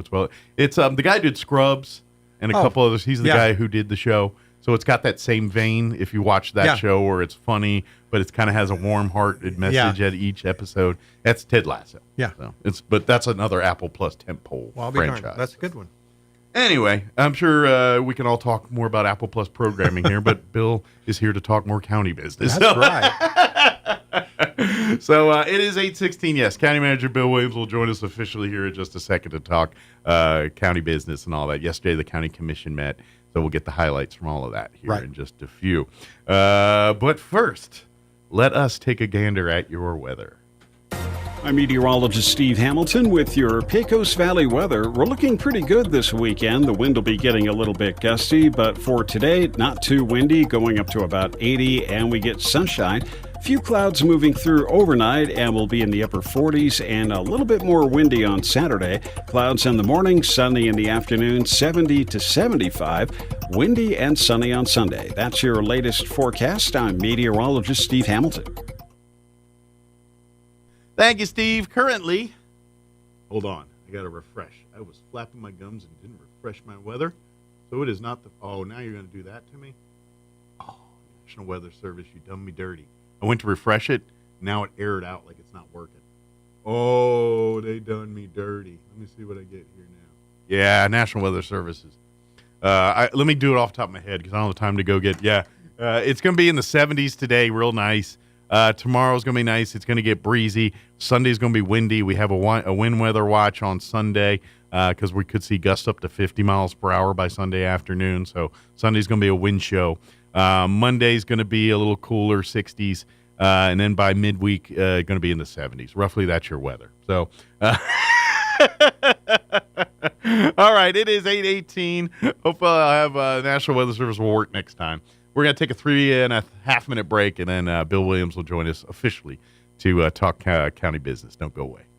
Believe it or not, your home insurance company isn't evil. Jennifer from Trustmark Roofing here. A lot of roofers make your insurance company out to be your enemy. They'll talk about fighting and battling your insurance to get you the claim you deserve. But honestly, your insurance company is a group of people just like you and me. That's why we don't treat your roof insurance claim like we're going to war. We treat it like a court case. We provide your insurance company every piece of evidence needed to get you the highest possible claim. We submit photos, videos, detailed documents, and line-by-line estimates. And guess what? Our non-combat approach works. On 92% of roof insurance claims, we get the highest amount the first time. And the rare times we don't, Well then, that's when we go to bat for you. Call today for your 20% off coupon for our spring roof and gutter maintenance service. 575-755-ROOF or visit TrustmarkRoofPros.com. Trustmark Roofing, we put people first. Get excited, get ecstatic. It's time once again for the annual Richland Easter Egg Hunt. Saturday, March 30th, 11 a.m. sharp at Carpenter Park on Southeast Main at Buena Vista, just south of Richland Dodge. Enjoy free snowies, free hot dogs and ice-cold drinks, and of course, a ton of awesome Easter eggs, candy, and more. And while you're there, hop on over to Richland Dodge and take a look at the exquisite selection of new and pre-owned vehicles. So bring everybody to the annual Richland Easter Egg Hunt. Saturday, March 30th, 11 a.m. sharp at Carpenter Park on Southeast Main at Buena Vista in Roswell. To plant or not to plant? That is the question. Hi, this is Jim Gill from Roswell Seed Company. Our tomato plants and pepper plants are ready to go. If you plant them now, you might have homegrown tomatoes and peppers before anyone else. Or the frost might kill them. As Clint Eastwood would say, do you feel lucky? You'll either be the smartest gardener in the county or you'll get to replant them all over again. I say go for it. You'll get more practice and we'll get more business. This is Jim Gill from Roswell Seed Company, and I apologize to William Shakespeare. Get ready, Roswell and surrounding areas. The biggest block party of the year is coming to the Liberty. The first annual Rock the Block Downtown Block Party, Saturday, April 6th, in the parking lot of the Liberty in Roswell. An all-day block party with fun for the whole family, plus food trucks and vendors, a beer garden, and more, featuring Los Lonely Boys. How far is heaven? Lord, can you tell me? With special guest Shiloh. I still don't get you, hard as I try. Is there no endeavor inside? And Robin Scott. When you turn and you walk away, it will be one big glorious day. Tickets are available now at thelibertyinc.com. Get yours before they're gone. And don't forget about the after party live inside the Liberty. Gates open at 3. Tickets and more info at thelibertyinc.com. Rock the Block 2024. Saturday, April 6th in the parking lot of the Liberty, 312 North Virginia in Roswell. It takes a long time to develop trust. At LaGrone Funeral Chapel, they've been earning your trust for decades. They understand how important it is to friends and family to celebrate a life in the way you choose. The professionals at LaGrone will ease your stress and anxieties. They'll provide the guidance you need to select a service that's appropriate.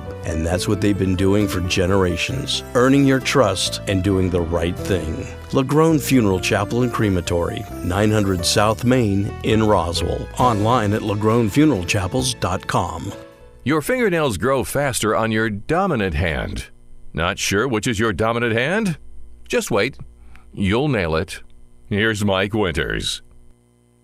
And good morning. It is 22 minutes after 8 o'clock, and now officially joining us in studio, Chavis County Manager Bill Williams. Good morning, Bill. Good morning. Thanks for having me again. Always love having you on here and chit-chat with you, whether it's about food or county business. It's always fun. It is fun. And you know, not that I could attain such a high honor, but I kind of got to sit in for Sean this morning. You did? I didn't get to ding the bell, and he did the deuce, he ran the in to deuces. say the deuce. Well, he I can ring the bell now. Yes. Well, the bell is a little finicky. The bell's a little lazy. It's all you got to flick it just right. Sean set me up, didn't he? It's like he's going to want to ring the bell.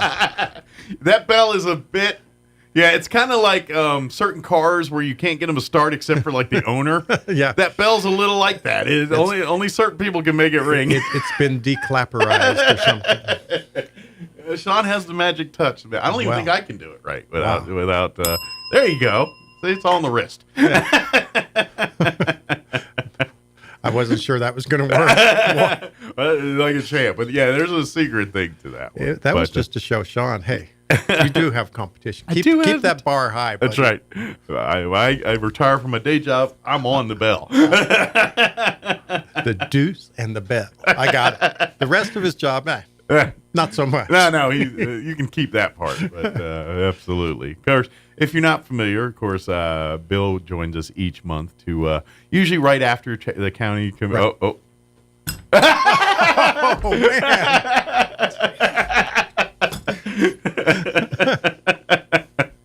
But he took his bell and went home.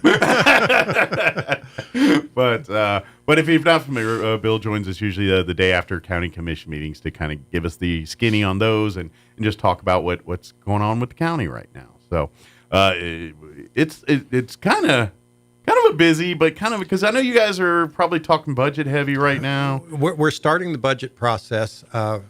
Everybody's reviewing last year's budget and starting to build what they're going to request this year. We have a new platform that we're using for budget, so there's some training involved in that. Okay, so a bit of a learning curve on this one. As I was coming in this morning, I listened to the last few minutes, well, not the last few minutes, but I was listening to the news for a few seconds before I came into the building, and I heard that Congress is very close to possibly giving us a budget. You know, their budget is supposed to happen in October of the year. Right. I wonder what would happen with our counties if we said, you know what, we didn't quite reach the budget yet. Let us wait 8 months and see if we can have it by then. You know, that's not going to work.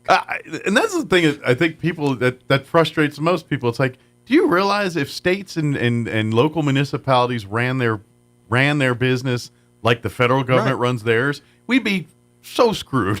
Yeah, we're going to raise the debt ceiling. Yeah. You know, they literally do shenanigans. It's like, what are you thinking? And then if they finally do get it passed, or if they do a continuing resolution, see them all glad handing each other and patting each other on the back, job well done.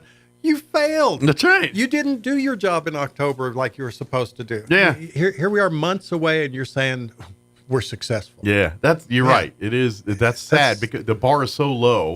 Absolutely. That they finally get it a year later. Then good job, boys. You know, way to go. Get a man, boy. We've got a budget for 3 more months, and we start again. Yeah. See, vote for me again. Oh. Yeah.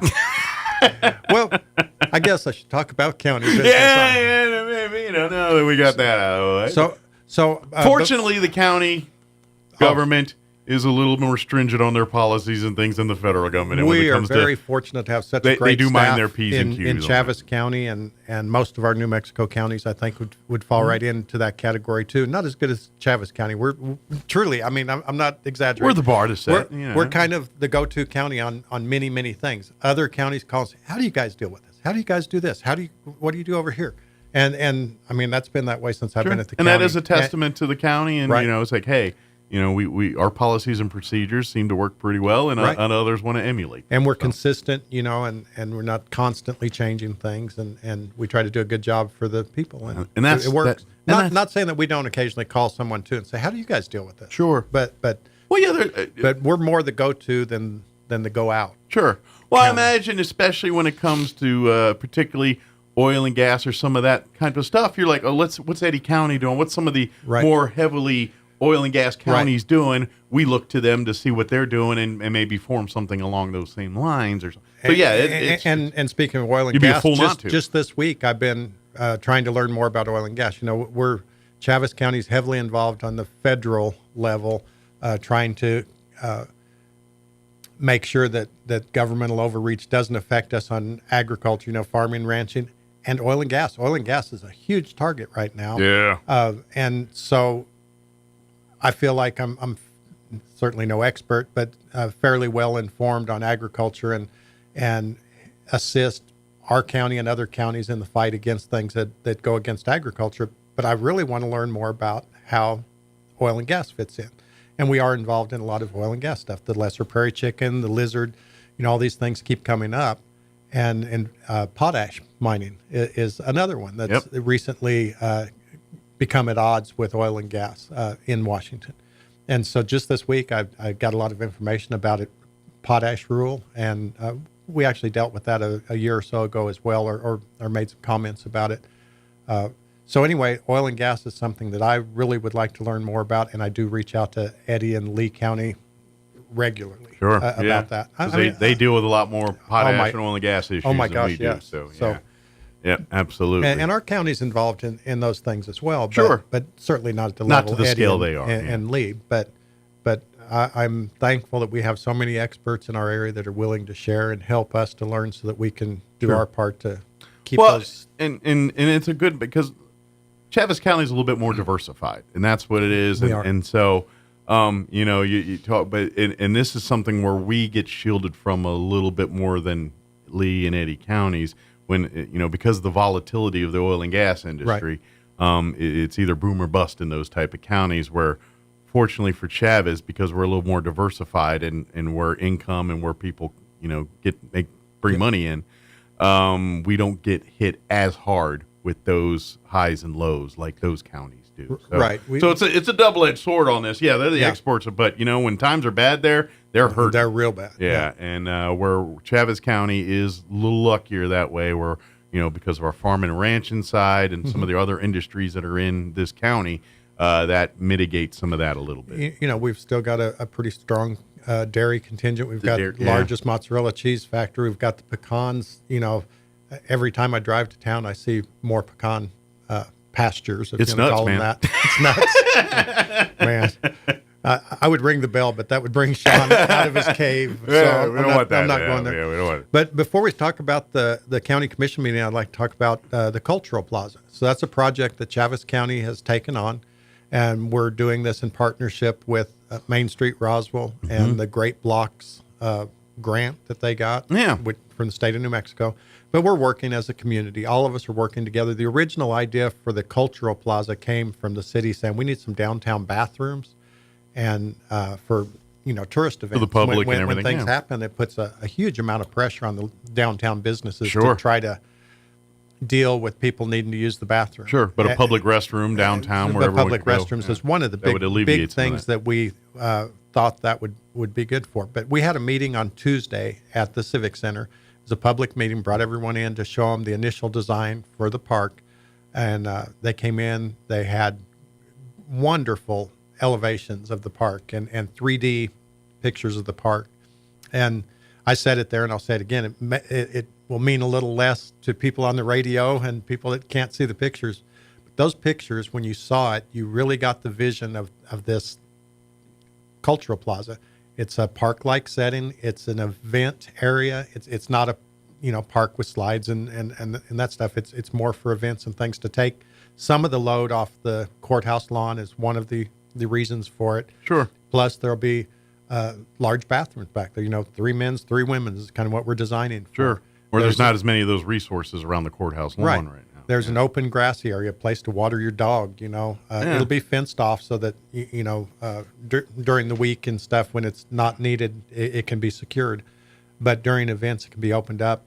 There's a grassy area. There's lots of seating, tables, chairs, trees, a stage. So if someone, say Miss Minnie's or the studio wanted to do a ballet recital, they could make arrangements to utilize that facility. For it could also be an event space for UFO Festival and other things for some of the events going on during that. It kind of takes some of the pressure off the lawn. Some events are still going to happen on the lawn. We're probably never going to do away with that. I wouldn't think. Yeah. But some are going to be more suited to a hard surface with vendors and stuff, and others might be more suited to being right on Main Street. So it just adds another opportunity. But the pictures of this, I can't stress this enough. And like I say, it won't make as much sense if you haven't actually seen the pictures, but you eventually will see the artist drawings, the renderings of it. This is like a large town event center, like you see in big cities and stuff. It's something that would seldom be seen in a smaller community like ours. Gotcha. I mean, the views of but a place like Albuquerque would it's have just absolutely wonderful. The views they show and how it's paved and how it's laid out and how it's put together.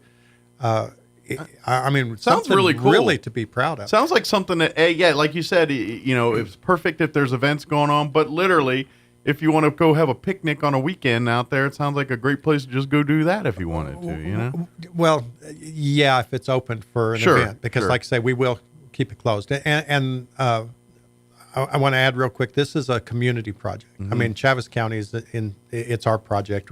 It's our property. But you're partnering with we're partnered entities.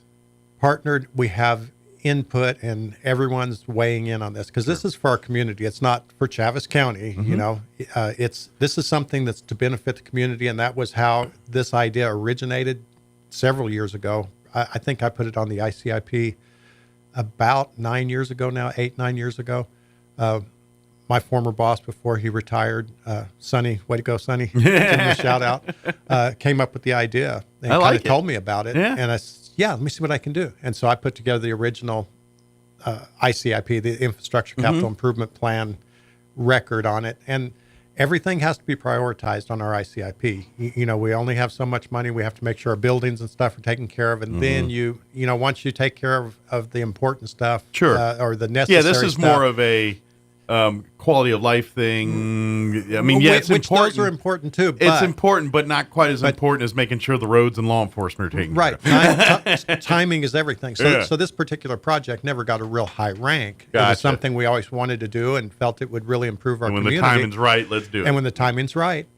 And as it turned out, the Great Blocks project and Main Street Roswell, they came to us and said, would $2 million help?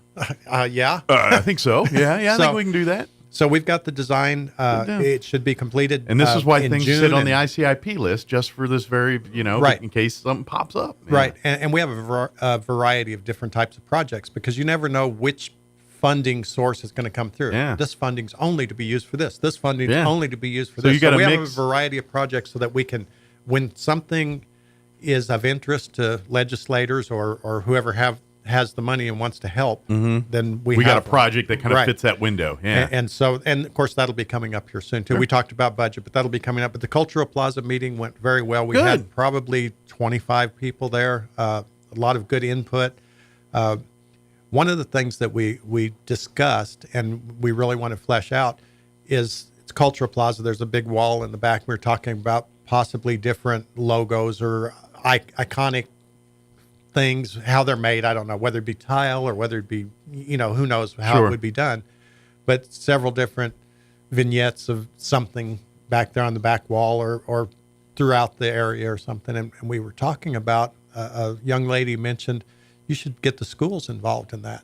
Ask each one of them to come up with a theme and then develop that theme. Yeah. And we did want to include the schools in this. I mean, this event space, this Cultural Plaza will be here when they're adults and they have kids. They bring their kids and grandkids out and say, see, that's what we did when we were here. My class came up with that design idea. And your mother's class came up with that design idea. Love that. You know, so we're going to pursue that with the schools and see, we don't know what the parameters of that are, but hopefully we'll be able to make that work out. But we want it to reflect the community as much as it's for the community. We want it to reflect, and the ownership, like I say. Exactly, give them that sense of ownership. Yeah. It'll have a wayfinding thing there so everybody knows where it's at, and it'll have some other identifying features, but those features like that people can have the ownership of, I think are huge. Yeah, I think that's really good. So, and especially if it's the young kids, like I say, we want them to stay here. Mm-hmm. And if a picture on a wall that their class did in 2024, whatever year this is what keeps them here, let's do it, man. And that's the strength of a small town, or we have a foot in every, with Roswell here, we got a foot in both of these things here, but. So, which is the good thing for me, because we do, like, if you want some of the conveniences at large, again, like this park would in essence be providing, but we have it with the small town flavor of everyone loves everybody, and you make it your own and make it so it's the community's park, and they're invested back into it because their own memories, their own life is etched into that park too. Well, a good example of that is the courthouse. The courthouse is an iconic thing, wayfinding, all that stuff, the terms that they use nowadays. Our courthouse is something we're proud of, have been proud of for over 100 years, and will continue to be proud of. And we want this Cultural Plaza to fall right into that same vein. Absolutely. And people have, good memories of, I remember when I was a kid, the courthouse looked like this, or they used to have hedges, or, but and I think what it's going to happen is, like, you guys have created a vision and an idea what you want the park to be, and we're going to do that. But I think as the community takes ownership of it, it'll kind of form its own niche thing. You know what I mean? Right. Like we're going to have concerts and things, but it's going to form its own identity, and it's it's going to be the community that forms it. Well, it's kind of like we used to, before you got here, we used to have the wool and mohair dances. So they used to have dances at the wool warehouse. And the bank, First National Bank, I believe it was, would sponsor it. They'd bring in big names, They had some big stars there. And that was an iconic thing. You always remembered about the wool warehouse. And hopefully those sorts of things will end up here. Traditions and rituals. We started having a bluegrass festival every year. Yeah, I was at the first one. Oh, do you remember the one the fifth one, or yeah, exactly. You know, and they'll develop it's creating their own traditions stuff, so. and memories and cementing our culture here in Roswell. And again, Cultural Plaza. Yeah, and that's kind exactly. of what we had in mind when we came up with the idea. And again, shout out to Sonny, who originally had the idea, or as far as I know, he's the one that told me. He says, we need to develop this. So, well, any ideas that come through government are glacial, and you think of a cool idea, and it's going to take 10, 20 years for it to happen, because that's how things work. But we're so glad that that was started, and who knows, here now that we're seeing numbers and things, this is going from a dream or wish to a reality here. Yeah, That's cool. and the plans, the construction plans, all those documents, the bid documents, everything will be done by June. Absolutely, positively be done by June, and then we'll go out for bids. So we're thinking maybe it'll start somewhere around August, and probably take, maybe a year. Yeah, somewhere so around maybe who knows? Next summer we'll have the grand opening and ribbon cutting and red coats and the whole nine, and we're welcoming it into the community here. Yeah, so. it's going to be I think it's going to be very well received, and the time was right, and the funding source was appropriate for it, and it didn't affect our ability to provide the day-to-day services. Sure, which is we the don't goal. miss. Yeah, we don't miss a beat in anything else we're doing. That's and we still get exactly to how have we it, should so. be doing this stuff, and that's why we have to be patient when we do put exactly. something That's on why the ICIP. that's why I had that list. So when the rainy day hits, it's ready. So yesterday's commission meeting, I'm probably already out of time, but it's 20. We got 20, but we can knock some stuff out in here about the next 15 minutes. Yeah, we can get this. So we had a couple of things yesterday on at the meeting that brought a lot of people out, and as I've said before, we really love it when everybody comes out and expresses their opinion, pro or con, and all. Yeah, but we had we want you to have an invested interest in your community and your government, right? And yes, as a resident of Chavez County, I say it's a civic duty to come to some of these meetings, and you don't have to go to every one, but I think you should go and be aware of them. And it's really great when people come out and say what they need to do, and it helps us to learn what we need to do better. And you, at the end of the day, the county commissions are representatives of you. Right. They have their ideas and things and passions, but ultimately they march to your orders. And if they don't know your orders, how can they march to them? So you gotta your active input does tell the people that represent you the direction you want things to go in, and so that's the point. So we had a lot of involvement yesterday in a public hearing for a nuisance abatement ordinance, and so what that was is there's already state statute which says what you can do if you need to clean up a nuisance property, and the lien requirements and all the definitions of what that is and could be. So we've already done that in the past, but as a county, we certainly don't want to activate a lien on anyone's property. We have had to clean up a few properties, and we don't want that property. No. We want it to stay on the tax rolls. We want we owe it to the neighborhood to clean it up if it's a problem. Well, if it's a health and safety issue, then that's when you have to step in. But otherwise, you're not in the business of getting into people's business on these kind of things. And very well stated. Some of the opponents to this ordinance brought out the fact, we moved to the county because we want a little more freedom. We don't want regulations. We want a space to spread our wings a little bit and do a few things. And we understand that. And that's not the issue. We're glad to have heard both sides of the issue, but that's not what the commission was after necessarily. What it is most often, the neighbors are the ones who complain about the nuisance property, and they have a right to enjoy their property. The county doesn't have the time or the resources, the manpower to drive around and just look for problems. Sure, occasionally they don't have a code enforcement officer running around doing this stuff per se. Occasionally they do spot a property or whatever. Sure. But the vast majority of properties are the neighbors saying, I've got a problem here. Yeah, your neighbors are not happy with you. We've had one gentleman come into our county commission meetings for about 2 years. He's brought his neighbors from various times, but he himself has made just about every meeting, gives us an update on the activities going on in his neighborhood. He lives in an area where the lawbreakers and those people that are doing things that are blatantly wrong have landed. Found their stomping grounds. We've been working on cleaning up that neighborhood, Sure. and we've done it in a few other places. And I'm sure those neighbors around. in that area are all that's what they want. You know what I'm saying? Yes. To each neighbor, I bet they're all saying, "Way to go, Chaves County." And that's what the we thing. want. And the people that came out to be heard, they don't have bad properties or anything like that. I mean, it's nothing like that. It's just they wanted to be sure we understood the other side of the coin, and we do. Our nuisance abatement ordinance will run pretty much parallel with the state. I mean, we're not going to go off on a tangent. We can only do the things that the state allows us to do. Right. As a statutory county anyway.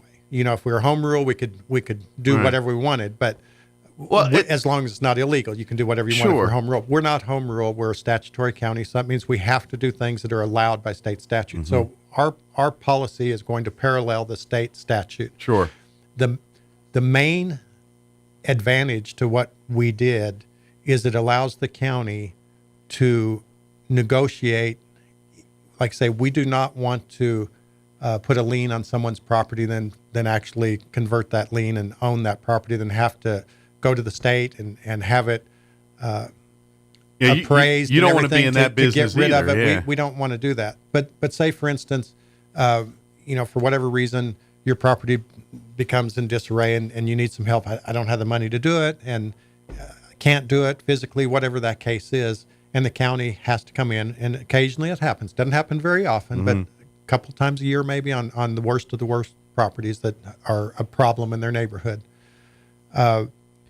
We might have to go in. Say, for instance, the county road department goes in and they bring in their trucks and their loaders and their personnel, and they evaluate how much all that costs. And they say, okay, well, we're going to put a $10,000 lien on your thing. This nuisance abatement ordinance allows the county manager to negotiate with the people. So I might come in and say, you know what, we were already paying those. We can't do anything on private property without, it's anti-donation clause. Sure. But if it's in public safety, we can do that, but we have to charge for it. So we could go in and say, this based on our rates for equipment that are provided by the state of New Mexico, based on the salaries these people are paid, based on the dump fees and all that, $10,000. But might say, $10,000, we don't want your property. Let's take a look at this. We were already paying those people. We already own that equipment. Maybe what we look at is the dump fees. What did it cost for dump fees? Oh, and, maybe $200 worth of diesel or sure, depending on how long the project. And you might end up with $1,000 instead of $10,000. And I can say, you know what, Mike, now let's work out some kind of a payment thing because we don't want your property. Sure. Can you pay us that $1,000 back over the next 2 years? And then, your property is not in any kind of danger. And that's what we wanted to do was to loosen that up so that we can still be responsive to the neighbors who've made complaints and need the neighborhoods cleaned up. Sure. But you also want to give a fair shake to people that are trying, but just don't have the resources to be compliant. Absolutely. I mean, now if they're defiantly ignoring you and have the means, then we jack them with the fees. And the vast majority of people that we contact and get a notice, they take care of whatever the problem is. Sure. The vast majority. But if there's problems it's the ones that are squatting on people's property that they don't own. There's a lot of activity that goes on that shouldn't. Sure. And that's pretty much the goal of the county is to find those places and take care of them. We don't want to mess with people's private property rights and that unless it becomes a problem with the neighbors. Right. And I get that. There's certain places in the county, something that wouldn't be appropriate, say in Pecan Lands West, would be plenty fine. If I live out in the boot heel of New Mexico and there's 240 acres around me and I have 6 cars out there in the back, so who cares? What? Yeah. Who cares? Yeah. And so it's not a quantity thing or anything like that. It's just really about health and safety. It's like, but if you've got a some kind of weird meth lab like thing going on there or something of those natures, and I know that's illegal, but if you're out there stripping cars in the middle of the night, burning the plastic off a wire. Yeah. I mean, these things go on and we hear about them every month. That kind of from stuff. Gentleman that comes to our meeting and tells us exactly what they're doing in this neighborhood. They drag in mobile homes and destroy them. I'm guessing they're chop shops or something. Kind of like stolen things that they can go sell. Scrap I'm yard. guessing those are all stolen things, and they're chop shopping it out there. Is probably what's going on. I'll leave that to the sheriff. I don't know. He'll be in next hour. Well, good. We'll get his take on it. But then moving along, we also passed a resolution in support of the National Center for Public Lands Counties. Okay. So we're a member, as are most counties, of National Association of Counties.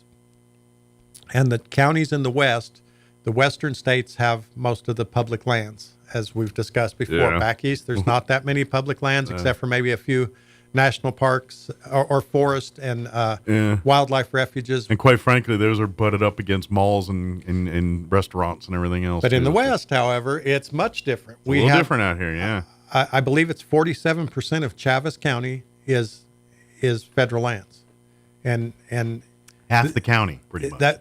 That may be federal and state lands, but not public lands, right? Or not private lands. Half our privately owned county land. doesn't belong to us, right?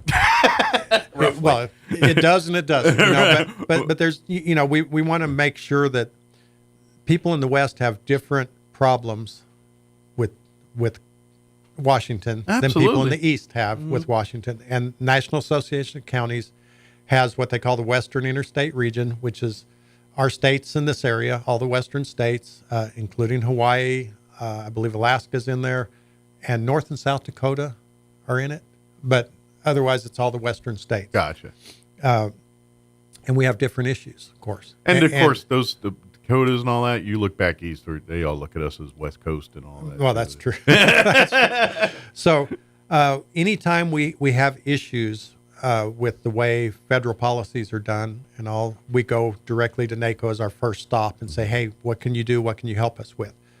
Commissioner Perry and myself are on the steering committee, the Public Land Steering Committee. We're voting members of that committee, and we do things such as the rest of the western states, and there are numerous resolutions and policies and platform stands that we've taken in that group. Okay. And they make sure that they get that before Congress. It's a lobbying deal, and they make sure that they take the needs and wants of our counties in the West and get those before Congress. So if they start going down the wrong path, no, we take a stand against that, and they're a very strong organization. Okay. And so, in fact, our county has had a resolution to review the Endangered Species Act, to bring it. I mean, it's 50 years old. It hasn't been effective. Right. It's been weaponized against things like oil and gas. We've seen that part. Anyway, Chaves County, one of the resolutions we've put forth in the past and will put forth again is for the Endangered Species Act to be reevaluated, redone, however you want to look at it. Let's modernize this thing a little bit. A second one that we're interested in putting forth to make sure that we take a stand as western states on is the natural asset companies that they're trying to do. So all these public lands now can be invested on Wall Street, and China and anybody else who can buy stock can have the controlling interest in them, and that's just not a good idea. Haven't we sold enough of our country away already? Yeah, and they don't have to own the country to have control of the country if it's on the stock market. They're the controlling interest. So we can go into that one another time. So anyway, we received, largely in part because of the National Association of Counties, LATCF funding. Okay. Local Assistance and Tribal Consistency Fund is what LATCF stands for. All right. Well, I'm glad they have an acronym for that one. That's a lot. But LATCF's much easier to say. So LATCF funds were set aside for counties who had suffered from government policies over the last 20 years or within the last 20 years. Well, some of the things we've talked about often here is that the public land states, they have a great need for PILT, which is payment in lieu of taxes. Mm-hmm. And they also have a great need for secure rural schools, which are for the Forest Service parcels that are not on the tax rolls. So, and again, like I've said in the past, and I don't like it, but it's what we get. PILT is nothing more than a negotiated discount on their taxes in the first place. So you're having to pay full price minus your deductions, if you're a veteran. And as we know, you can get some exemptions there. Earned a few of those, yeah. But you have to pay what you have to pay. Federal government comes and says, we're going to give you this. And then to make matters worse, they say, you know what? We didn't fund that this year, like we were talking about a few minutes ago about the budget not being passed. We didn't fund that this year, so you don't get it. Or you get a portion of it because we didn't fund enough. And so we've definitely been harmed by government policies over the past 20 years. The other one is secure rural schools. The Forest Service we don't have much forest in Chaves County, so we don't get much Forest Service money. However, there's a lot of forest throughout the West. Mm-hmm. If Secure Rural Schools is not funded, that one predates PILT, and so they reach over into the PILT pot and take the money out to make Secure Rural Schools whole, which is great for those counties that are all completely covered in forest. When Chaves County has a very small amount, our PILT payment is large.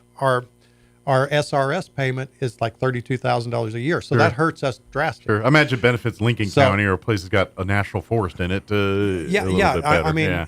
it's both of them need to be funded. And, Yeah. and a deal's a deal. I mean, even if we didn't like that you're getting a discount and we didn't have much to go, still somebody shook hands on it somewhere. Absolutely. And you can't go back on your word, Welchers. But anyway. Hold my beer, watch them. Anyway, NACO was largely influential or a big part of us getting the LATCF funding. So they requested that the lands in the West send back 1% of the funds that they got so that they can establish a fund to fund the National Center for Public Lands Counties. And that will really assist us in the West. It'll be additional staff. It'll be additional documentation, people that can help us get these things in front of Congress so they recognize how badly they're hurting us here in the West. So, Good deal. So our commission did vote to return 1% of those funds, which is $78,000. We did receive $7.86 million that we were not expecting. Probably didn't make us whole from the government policies over the last 20 years, but certainly we're It's a dent. Yeah, it's something. So we did that. Better move along.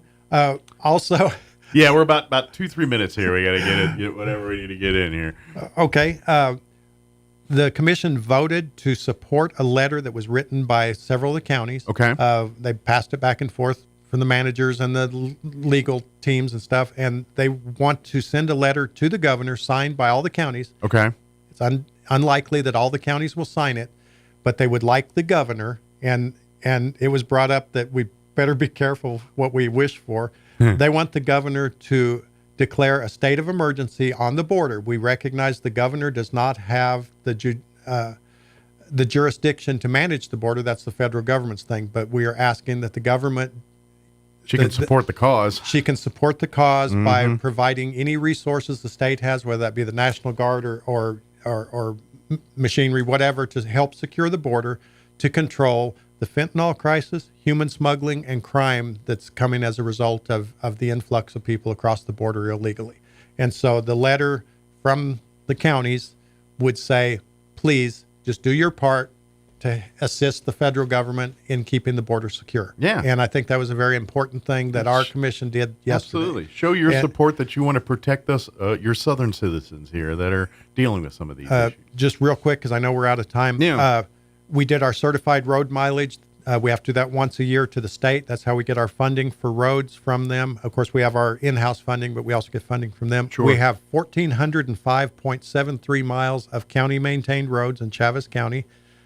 Our county, of course. 0.73 is the key. Yeah. Our county, of course, is 6,075 square miles, so there's a lot of roads. That's a lot of roads. We also accepted the freeholders report. We're doing our road hearings, and that's a long process. We can talk more next time, but we accepted the freeholders report. There's only 3 roads this year, but they go and look at each road, and they make a recommendation. We should or should not accept this application in the manner it's passed. So, right. So, really quick, we also had a local group that came in and talked during the public comment, just letting us know that they're not happy. And again, this is a discussion that we respect how people come forward and they state what they need to state and keep it. Well, especially if it's not on a commissioner's radar, now it puts it on the radar. Like, Yeah, I didn't know about that. Let's look into that. You know? They're not happy with the way the Secretary of State and elections been run, and they had some remarks and some requests on how maybe we could address that. Sure. And want to thank them for bringing that forward. Well, it gets in the public record too. Right, and you know they have some very valid points, just like we talked about the nuisance abatement ordinance. Sure. People, there are 2 sides to every coin, and we're very thankful that they came forward. Absolutely. And well, this is talked how we to solve us problems. Exactly. Yeah. So anyway, that was just public comment section, but we do appreciate that those people came out, took the time to sit through the meeting, and that's let our us government know. action. That's exactly how it's supposed to be, and that's what we want to tell the public. This county commission, they're there to serve you, right? But they can't do it properly if you don't participate in the process. So this is part of that. So, thank you to those folks. And speaking, we want. This is how good government happens, when we are made aware of these things, and we find now we may not solve it to a thing that completely stands, but at least we can address it, and let's see what we can do for the benefit of everybody. It opens the dialogue. Often ideas come forward, and we can't do it for statutory reasons or whatever, or we feel like it's already covered in a different area, and we just have to openly discuss those things and show both sides of it. Like say, we're thankful they showed their side, and if we need to address it and say, well, here's the other side that we know about, and I don't know that that's the case here, but when it goes to the next level, this is the evidence, or this is the to kind of continue that going and say, again, this is something we've it's addressed. always great to have the people there telling us what we need to be doing as their local government. Thank you for participating in your county government, Right. because that's how the county gets better, and that's a good thing. So, well, thank you as always. Thank you. We're right up on 9 o'clock here, so we better go. But appreciate it, and obviously, anytime you need to get on outside this, don't hesitate to let me know. Great, thank you Good very deal. much. All right, 9 o'clock, you're listening to 106.5 Roswell's Talk FM, KEND, or Roswell, New Mexico. Rejected by the Security Council this morning, Russia and China vetoed a resolution that called for an immediate and sustained ceasefire in the Israel-Hamas war in Gaza to protect civilians there. U.S. Ambassador Linda Thomas Greenfield tried unsuccessfully to get unanimous approval. Every day without a deal, meaning every day without a ceasefire, leads to more needless suffering. Speaking through an interpreter, Russia's ambassador said backing the U.S. resolution would be a disaster. Ladies and gentlemen, if you do this, you will cover yourselves in disgrace. Audio courtesy of the BBC. A short time ago, we learned that Donald Trump will be returning to the stock market. Shareholders of Digital World Acquisition Corporation, a publicly traded shell company, approved a deal to merge with the former president's media business. This morning's vote means that Trump Media and Technology Group will soon begin trading on the NASDAQ stock market. The prospect of this deal arrives with the former president facing his most costly legal battle to date. It's a $454 million judgment in a fraud lawsuit. Well, it's coming down to the wire again as Congress faces a midnight deadline to fund several key federal agencies. A House vote is expected today to take on a $1.2 trillion spending plan, a plan that includes a lot of money for defense and homeland security departments, among other key federal agencies. If the House acts before midnight but the Senate does not, Senate leaders say and have promised that they will work through the weekend to get a deal. More at townhall.com. Everybody wants cheap airfare, but where do you find it? You call low-cost airlines. Their prices are direct from the airlines, and they're so low you can't find these fares published anywhere. They specialize in cheap flights, discount hotel rooms, cheap car rental rates, and great package deals anywhere around the world. Wherever you want to go, they can help you get there cheaply and with a best price guarantee. If you want the lowest prices on your airline tickets or other travel services, call now. That's right, call. That's the only way to get these rates. Experts are standing by 24/7 to get you the cheapest airfare and hotel rates available. So don't wait. Call right now for the lowest travel prices anywhere and for great last-minute travel deals too. Call 866-755-5300. That's 866-755-5300. Again, that's 866-755-5300. Call us right now.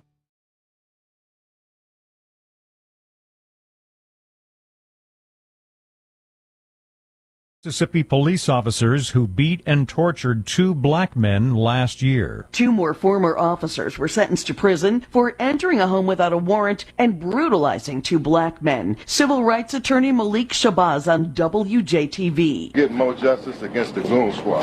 53-year-old Brett McAlpin was sentenced to 27 years. The other officer got a 10-year sentence for failing to intervene and participating in the cover-up. The The police were called to a home in 2023 because 2 black men were reported to be staying with a white woman. The victims were repeatedly tased, sexually abused, and one of them shot through the mouth and badly injured. I'm Jackie Quinn. On Wall Street, stocks are trading lower this morning after a record-setting day for the major averages yesterday. News and analysis at townhall.com. An outage in the driver's license system caused delays at motor vehicle offices across the country. This happened yesterday. A nationwide technology problem briefly interrupted services at state offices that handle driver's licenses. The outage lasted from about 9:50 a.m. to 12:30 p.m. Eastern Time on Thursday. The American Association of Motor Vehicle Administrators said it was due to a loss in cloud connectivity. Illinois and Virginia made announcements on social media to say services had been interrupted. The cause of the outage is being investigated. I'm Haya Panjwani. California lawmakers are divided on how best to tackle a retail theft crisis. Democrats don't want to stiffen penalties for certain retail theft and drug offense charges, but Republicans and moderate Democrats say that the state needs to consider all its options in order to end the growing problem. More on these stories at townhall.com.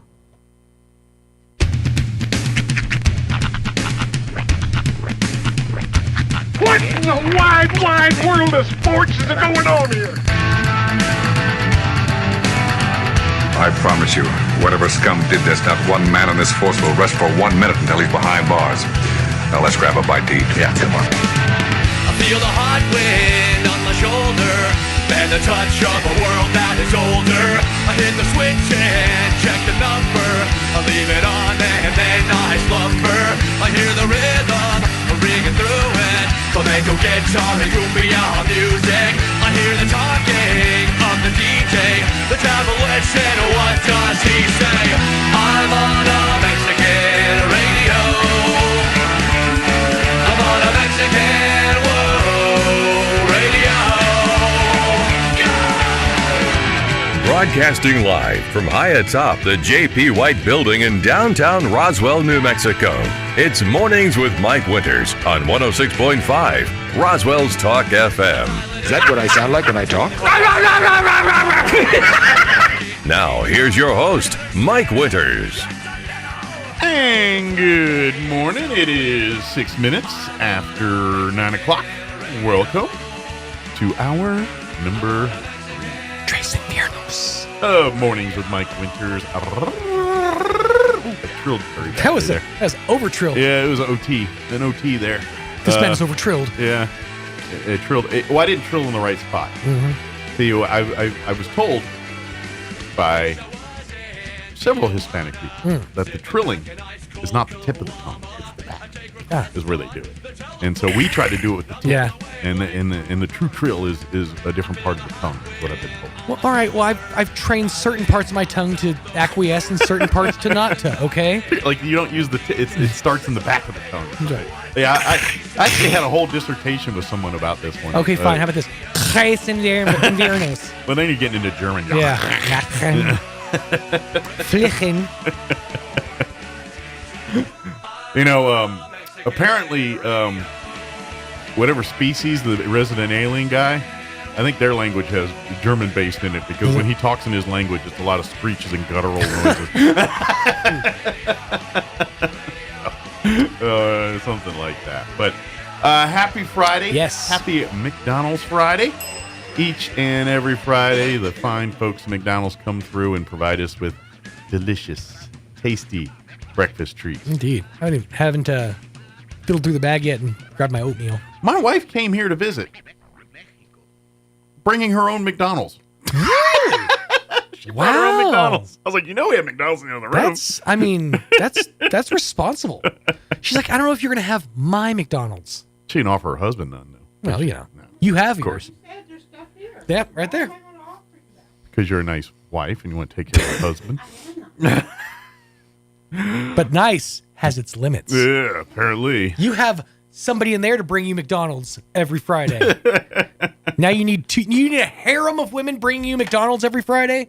Be nice. Just saying. How'd you mention it? Mm-hmm. Yeah.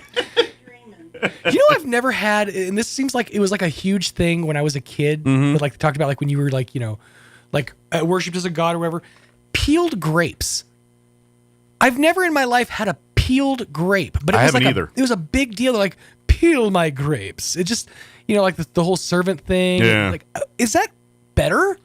Well, do you not eat grapes? I don't like grapes. I do. don't eat I them. love grapes. So, do you not? Is there people that don't eat all of the grape? I mean, I guess the or is skin there a is a little skin on a harder. grape that we normally don't see?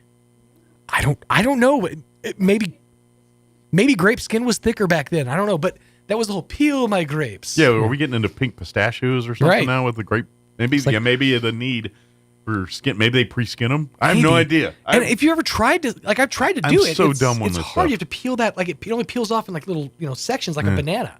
And I don't fool with grapes at all, so I don't know. You know, Fair my, enough. my it's like, you want something grape? Is it come in jelly or juice? Then I don't want nothing to do it. When's the last time you put a real berry in your body? I like blueberries, so those, Yeah, but grape, fair enough. no. I feel like blueberries are harder to tolerate than grapes, especially with all the stuff they're doing to grapes now.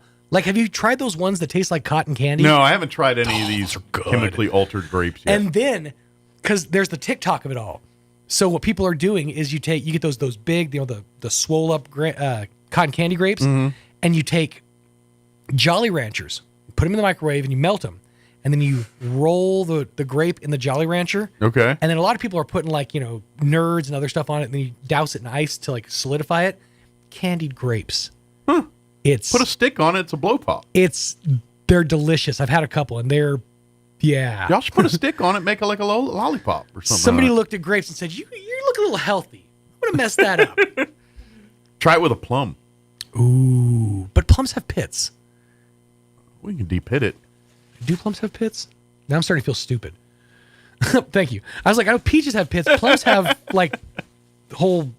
Yeah, it's a pit. It's not a seed. It's a pit. Well, they must pull them out for prunes. Mm-hmm. Well, they do the process where they push them through the, you know, mechanically separated. Who do that? Put a stick in there in this place. Yeah. They got a prune pop. They have prune pop. Candied prune pop. Which it's the talk of the retirement home. Fortunately, you will not find at McDonald's. Big No. thing. They do not have prune pops. Not yet. Give them time. Not yet. Let me get in the year of research and development. We'll see what we can do. By the way, do people still eat prunes? Like, I remember that was like the official food of old people when I was a kid. And I don't hear prune talk anymore. I'm gonna pull back the curtain a little bit and reveal even more of my weirdness. I am a fan of prunes. Of prunes. I will sit and eat not a whole bag in a sitting, because that's just asking for colon I was trouble. about to say that's. But I can sit and eat a good, you know, like handful or bowl of prunes and enjoy them. I like them. I think they're kind of nice, you know. Glad. I just remember they seemed to be a way bigger thing when I was younger. They kind of were. They don't really come up anymore. One of the big main Like, can you get ingredients. prune juice still? Is that a thing? Well, okay. So if you go to Walmart, you have to look at the very like bottom shelf, right at the front. There's like prunes and prune juice right there. Yeah. Everything else is, you know, like modified or whatever. Yeah. But yeah, it was a much bigger deal when we were kids. But one of the main ingredients of Dr. Pepper is prune juice. Is it? Yeah. That's like one of the 23. Nice. Mm-hmm. Well, Denton, Waco. Oklahoma. Or was it Waco? Oh, Or it was Denton, Waco, Denton, Texas. Texas. Sorry, Denton, Texas. Is it Waco? Waco, Texas. Why was I thinking Denton? So, but the museum is in Waco too, right? I want to go back and check that museum out. By the way, 5. Oh yeah, I should turn my wife's mic on. There we go. If you want to be heard. Yeah, it was Waco, Texas. You're right. Yeah. It was some. Well, she's got family in Waco. That's the only reason. I was going to say John Pemberton, but that's Coca-Cola. It was somebody else that did Dr. Pepper. And there, Big Red is a big drink. Or Mhm. at least it was in the 80s. You mean Dr. Pepper? No, Big Red. Oh, Big Red, yeah. That was big with my family. It's really funny too when you have family comes in from like a completely different part of the country. Like, what is Big Red? And then they smell it and Yeah. they taste it. And they're like, "You put this in your body?" And I'm like, "Yeah, by the liter, dude." Let me show you some Big Blue. We got that too now. That's right. Actually, I was a fan of Big Blue as a kid. Did they try another one? Like, wasn't there a third one that didn't quite go over so well? I feel like there was a third one they tried. There might have been, but Big Blue was even a new I feel like it was to a me. grapey type thing, maybe, or something. It's gonna be the sheriff, probably. I bet that is the sheriff. Yes. But I wonder if I feel like there was a third big, like they tried a new one for a while. Let's find out. And the only reason I remember, because I feel like years ago at Remotes, we were getting some Big Red stuff, and we got something different than Big Red and Big Blue. It was big something different, and I don't remember what it was. Oh, wow. Wow. They got a whole bunch? They have a bunch, including one that I did not know existed. Now I wish I did. They have Big Red, Big Blue, Big Pineapple, Big Red Zero Sugar, which I bet is just awful. Probably. Because it's the flavor of sugar. And Big Peach. Big Peach. Big Peach. I get down on some Big Peach. I feel like that's someone's nickname, Big Peach. How you doing? I'm Big Peaches. That's someone's nickname, Big Peach. Big Peach. Come here, Big Peach. Anyway, we're supposed to thank the Fine Folks at McDonald's. Let me get you sidetracked here. Well, I keep getting sidetracked here. But swing by any of your McDonald's here. Don't forget to download that app. Utilize it. It is your friend, compadre, whatever you want to do, whether you got to eat on the go or you got time to sit down and enjoy it. That McDonald's app will allow you to do that with ease. So definitely, and don't sleep on the deals, because they've got always good deals and they're online exclusive deals.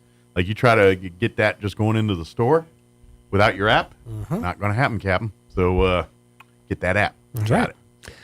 Big thank you to me. Absolutely. I saw. Have you ever like seen something in the real world that makes you just for a moment question if you are in fact in the Matrix? Yeah, every once in a while. Like glitches, little glitches. Cats or something. You're like, hey, A few days ago, I was taking my kids to their mom's house.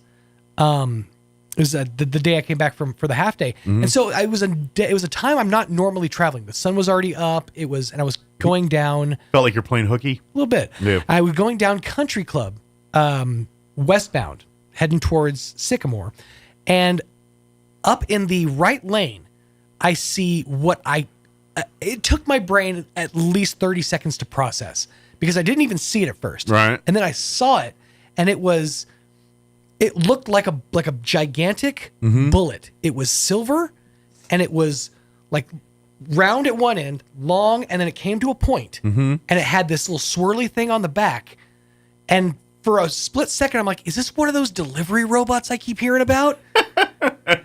And it took me until I got side by side with this thing to actually for my mind to process what it was. It's a guy on a recumbent bike who has built a silver shell around his recumbent bike. Oh. To where, like, he's wearing a helmet too, to where I couldn't even see this dude's head popping up over Wow.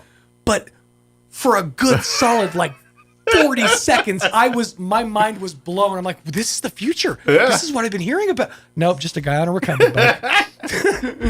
It caught me so far off guard. In my head, I'm thinking like the Evil Knievel, like he jumped the Grand Canyon rocket kind of. That's the image I got in my head. It kind of looked like that. That's the image I got in my head. Put it this way: there's times when I'll just use this expression, loosely. Yeah. But there's times that I come by it honestly. This is one of those times where I looked at it and went genuinely, "What the hell?" Like it genuinely elicited that response out of me. Yeah. But then I just look down. I see the guy in the thing. I'm like, how does he see? Well, that's just it. You get out of his way. He doesn't get out of yours. That's very true. Yeah. Only in Roswell. I've never piloted a recumbent bike, but I feel like it would be a lot harder. I've never done that either. Seems like a fun time, but it just seems like it'd be a lot harder. Yeah, I think it'd be fun for 5 minutes. Mm-hmm. It's kind of like riding a bike for two. Yeah. You just do it for the story. But that's something else that I have seen in Roswell. Yeah. That is like the epitome of what this town is. I saw two people riding on a tandem bike. Yeah. Not for pleasure, but for utility. Hey, like this was this couple's mode of transportation was a bicycle built for two. Hey, good for them. That is so Roswell. Yeah, nothing wrong with that. That's what you like. You do you. God bless you. You found somebody. You found your partner on that tandem bike. Because I want to see like a 3 or 4 jobber, or it looks like a whole it's A polyamorous relationship? Yeah, the bike is literally the length of like a bus, and it's just like 6 people on one tandem bike. You're not pedaling hard enough, Terry. Yeah. I feel like it's a VR video or a virtual, one of these fake reality videos. But anyway, Sheriff Mike Harrington going to join us here in just a bit. I believe he is here now. So we'll get the hour going. It is 9:18. Let's get you up to date on the weather. I'm meteorologist Steve Hamilton with your Pecos Valley weather. We're looking pretty good this weekend. The wind will be getting a little bit gusty, but for today, not too windy, going up to about 80, and we get sunshine. Few clouds moving through overnight, and we'll be in the upper 40s and a little bit more windy on Saturday. Clouds in the morning, sunny in the afternoon, 70 to 75. Windy and sunny on Sunday. That's your latest forecast. I'm meteorologist Steve Hamilton. Thank you, Steve. Currently 49 degrees here in Roswell. Humidity is at 50%. Winds, says they're calm at the moment. Trees aren't moving too bad out there. Might be right. For today, sunny, 79 for a high. Winds out of the north, 10 to 20. So pretty nice day today. Little breezy, but nothing to complain about. Partly cloudy tonight with an overnight low of 47. Northwest winds 5 to 15 miles per hour. Saturday, another warm day, sunny, 74. Breezy, the official term they're using tomorrow. South winds early, 10 to 15 miles per hour. They'll pick up 20 to 25 miles per hour by tomorrow afternoon. Sunday, we do have a high wind watch that's going to kick in at 10 a.m. Sunday, remaining in effect through 7 p.m. I'm going to take a stab and say that'll get upgraded to a red flag warning before Sunday. But they're talking widespread blowing dust. They're saying about 11 when all that should kick in. Mostly sunny and 70 for the high, but the winds out of the southwest, 15 to 25 miles per hour early. Later Sunday, increasing 30 to 40, gusting as high as 55 miles per hour. So could see some weak hurricane force winds there for some of that. Sunday night, patchy blowing dust, wraps up about 7, mostly clear with an overnight low of 38. It will remain windy. And then Monday, we're looking at a 20% chance of showers for the afternoon. Otherwise, mostly sunny, highs right around 60, 61 there. So, all right, 9:21. We're going to take about a 2.5-minute break, and then Sheriff Mike Harrington will join us, and we'll chit-chat some county and sheriff business and public business. That's up next. Don't go away. Edge Safety and Services, LLC in Artesia, New Mexico has an immediate opening for roustabout crew and a safety technician. Position requires a clean driving record and must be able to pass a drug and alcohol screening. Edge Safety offers great pay with IRA benefits and employer contribution towards health benefits. Please email resumes to edgecoding@yahoo.com or apply in person at 2801 North Freeman in Artesia. Edge Safety and Services is an equal opportunity employer. Get excited, get ecstatic. It's time once again for the annual Richland Easter Egg Hunt. Saturday, March 30th, 11 a.m. sharp at Carpenter Park on Southeast Main at Buena Vista, just south of Richland Dodge. Enjoy free snowies, free hot dogs and ice cold drinks, and of course, a ton of awesome Easter eggs, candy, and more. And while you're there, hop on over to Richland Dodge and take a look at the exquisite selection of new and pre-owned vehicles. So bring everybody to the annual Richland Easter Egg Hunt. Saturday, March 30th, 11 a.m. sharp at Carpenter Park on Southeast Main at Buena Vista in Roswell.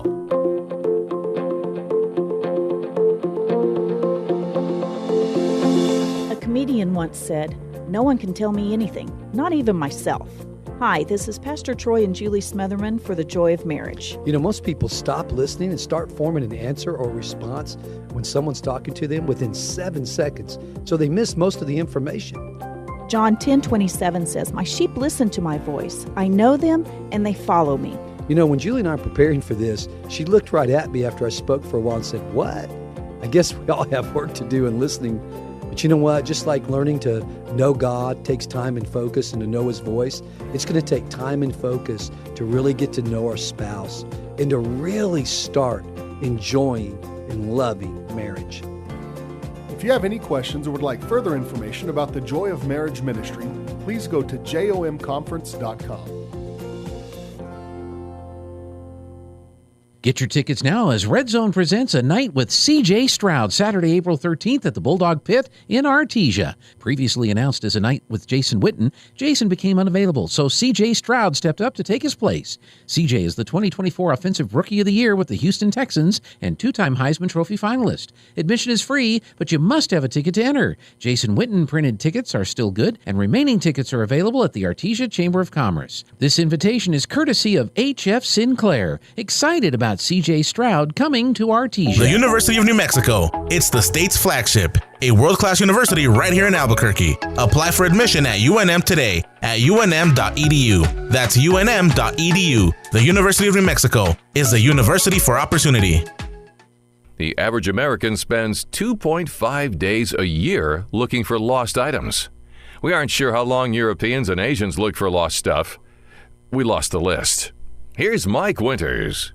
And good morning. It is 24 minutes after 9 o'clock, and joining us now officially in studio, Chaves County Sheriff Mike Harrington back with us. Morning, Sheriff. Good morning. I appreciate you guys having me here. Anytime. Always a good thing to have you come join us. We appreciate that. And so how's life at the Sheriff's Department this morning? How's things going? It's going good. It's busy. We have had lots of motor vehicle accidents that we've been. I've noticed you and Roswell PD been out and about, especially in the with the construction, a little bit of road work and things going on. It's been a bit gummy on Main Street last week or two here.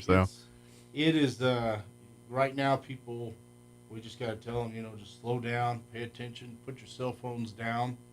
I think that right now, the cell phone is really just crazy. It's everybody seems to be or have a phone. Everybody's out of school right now, so there's more people out driving around. The spring break this weekend. Yeah, so there's lots of people on phones that are just not paying attention. And I was watching yesterday on some crash tests that they were doing.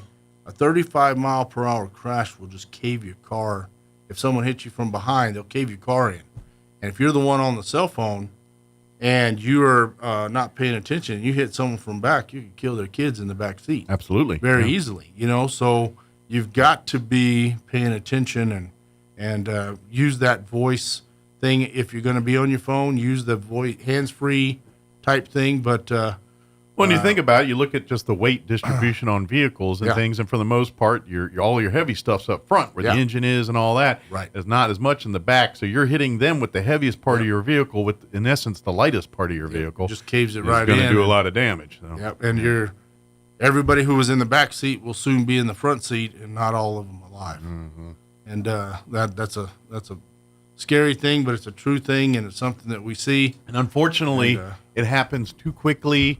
And to be honest, it could be easily avoided. Just because 9 times out of 10, when these things happen, because someone was on their phone, or they were fiddling with the radio, or trying to stuff something in their mouth and wasn't paying attention, or pick something that fell between the seats. These are the things that happen or cause these what could be a mundane thing into a huge tragedy. Yes, and then you were just talking about the weather on Sunday with the wind and up to 55 miles per hour wind. What we know is, here in Chaves County, that is a brownout. That the roads become no longer visible, especially down in the valley area. We had some of this going on a couple weeks ago, and I know your deputies were all over, especially Dexter Hageman area, where they were seeing some of these brownout conditions going on. State police had an entire team, it seemed like, down here working a lot of this. And the bad part is you're in the middle of the dirt, the dust blowing across, and people are coming, and they just don't see you, and they hit. So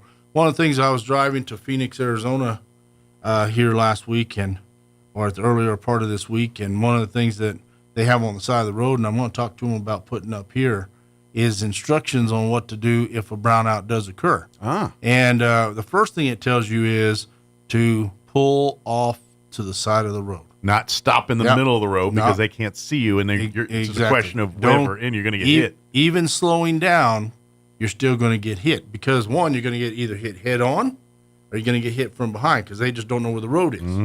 The second thing it says is to make sure you keep your seat belt on.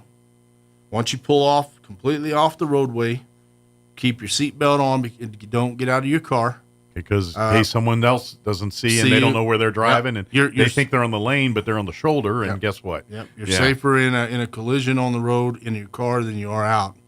The third thing is put your vehicle in park. Turn off your lights. Don't leave your lights on because lights cause it glares. So it'll reflect back and actually blind them. Yep. Kind of like when you use your high beams in the fog. Yeah. You get that same effect. That's why they tell you to use your low beams when there's fog out, not your high beams. So, turn off your lights and then also make sure you have your seatbelt on. Did I say seatbelt already? Yes. So, and also take your foot off the brake. The reason is because if your foot is on the brake and you get hit, it's like hitting a wall. If your foot is off the brake, your car will still move forward. Gotcha. If you're hit from the front or from the back, it will go either direction. So, plus it might, I'm just thinking too, if your foot's like mashed on that brake and you get hit, you probably got a better chance of breaking your leg or something too, or you know what I mean? Because of the impact. Where if it was off that pedal, not pushing, you're a little more flexible. Well, the trunk is going to push you into the dashboard because you are now locked into place. Mm-hmm. And people think they got to leave their foot on the brake so that, or whatever. And when they're in those types of, and I'll tell you this, I am trained to drive in some pretty crazy scenarios and situations. When I enter into that dirt, the fear that comes over you of being hit head on, because a vehicle will come out of nowhere. It's like the movie Ghost. All of a sudden, it just comes right out of nowhere. You've lost all your senses. You're literally operating a vehicle, and you don't have a sense of sight, a sense of sound in some cases. The things you're relying on to find out your surroundings, you've lost. And if you've never been in one of these, good for you. You're lucky. Yeah. But I've been in one or two, and you literally cannot see past the hood of your car. Yeah, you cannot. You have no earthly idea. Matter of fact, I hit one right at the Eddy Chaves County line where that dairy is. Yes. I remember years ago they had a wind, and that's like a dirt highway. Yes, it is. And it was going, I don't know, it's maybe a quarter of a mile in length. Yeah. And I remember driving through that, and I was in the left-hand lane, and I stayed in that lane and just went through. Yeah. But a feeling to the point of what you mentioned earlier, I remember going through that, and a car got in the right-hand lane and stopped in the middle of it. And I didn't see him until I literally went past. I'm like, if that person was in my lane, I would have just plowed right in. Yeah. That's what I'm going to tell you. We've had those close calls ourselves, and and it was one of the scariest moments of driving for me. I was almost hit head on, and then you're trying to get through it because we're going to a call, and even our red lights and everything going. So that's what they tell you is the lights and everything are more of a distraction. So. But I like the way they have that set up because there's common areas where these dust storms occur. Well, sure. We have that here. The ingredients are right for that. Yep, And we you're have right. it. We have that here. And people say, well, they need to be watering their fields. They need to be doing things. I will try that. Yeah. Go out there and do 100. You know how much desert's out there? Yeah, exactly. Yeah, try that. If we water it, there wouldn't be a desert anymore. That's right. Yeah. So, and the state and everybody tried to minimize a lot of the dirt. And remember when we had the fires, they go in, they drop all that mustard weed seed. And the problem is that blows towards us. And now everybody has mustard weed in your yard before you have grass or anything else. Yeah. So we really don't want that to have to happen. But I will tell you. We just live in an environment that's a great recipe for fire danger and dust and all these kinds of things. It just is. And we live in a society of very curious people. Mm-hmm. So when you come on the radio or on the phone or over to the air or whatever and you say, it is horrible out here. Do not come outside. Do not come here. Everybody goes. Right. They all want to go see come out. What is the worst. What is the worst part of this? You know? So they want to see it. Yeah, they want to see it, and it causes, in this last one we should try a different tactic. Yeah. Oh, it's boring and nothing to see out here. Nothing to see. You should come out. Yeah. They'll stay home. Yeah. Well, we had the two individuals that passed on 285 South that were hit, and then the car caught on fire. And then the ones down in the valley as the deputies are already on scene, everybody's on scene, cars just kept coming. Boom, kept hitting and hitting and hitting. And it's almost like those ice storms you see on where TV. It's just an avalanche of cars going into it. Nobody can do a thing about it. Nobody. Yeah. And if you watch all those, the people are still driving normal speeds, knowing that it's icy. They live there. Yeah. And they know that this is a serious, happens all the time. But what's the key phrase everybody always says? This will not happen to me. That's other people's problem. Yeah, that's other people's problem. I'm going to be fine. And guess I'm what? the best Everyone driver. in that thing said the exact same thing you did. And see where they're sitting now. You may be the best driver in the world, but the other guy's not. Yeah. That's what you got to remember. That's why these are accidents and stuff. That's if right. People, we just call it a crash. There's no accident to it. It is 100% out of your control when things like this most of the time happen. And what I mean by that is it's not always going to be your fault. Yeah. It's going to be somebody else didn't slow down. You could be following all the rules, doing everything you're supposed to do, and the other guy who's not is going to hit you. Sure. And that's just something. That's why I don't ride motorcycles no more. And the procedures and tips, it's all to save your life. Yeah, and that's just right. it. Yeah. That's the part you need to remember. The Yes. cars are replaceable. Yes. The signs are replaceable.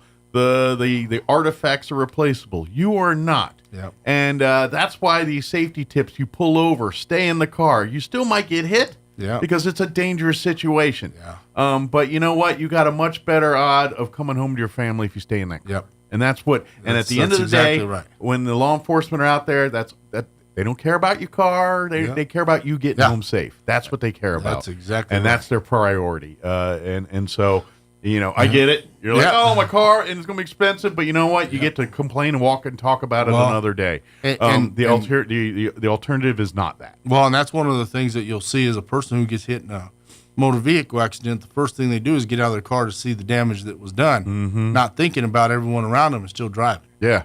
And then when you're in now that you dust get run over. situation, oh yeah, it's bad.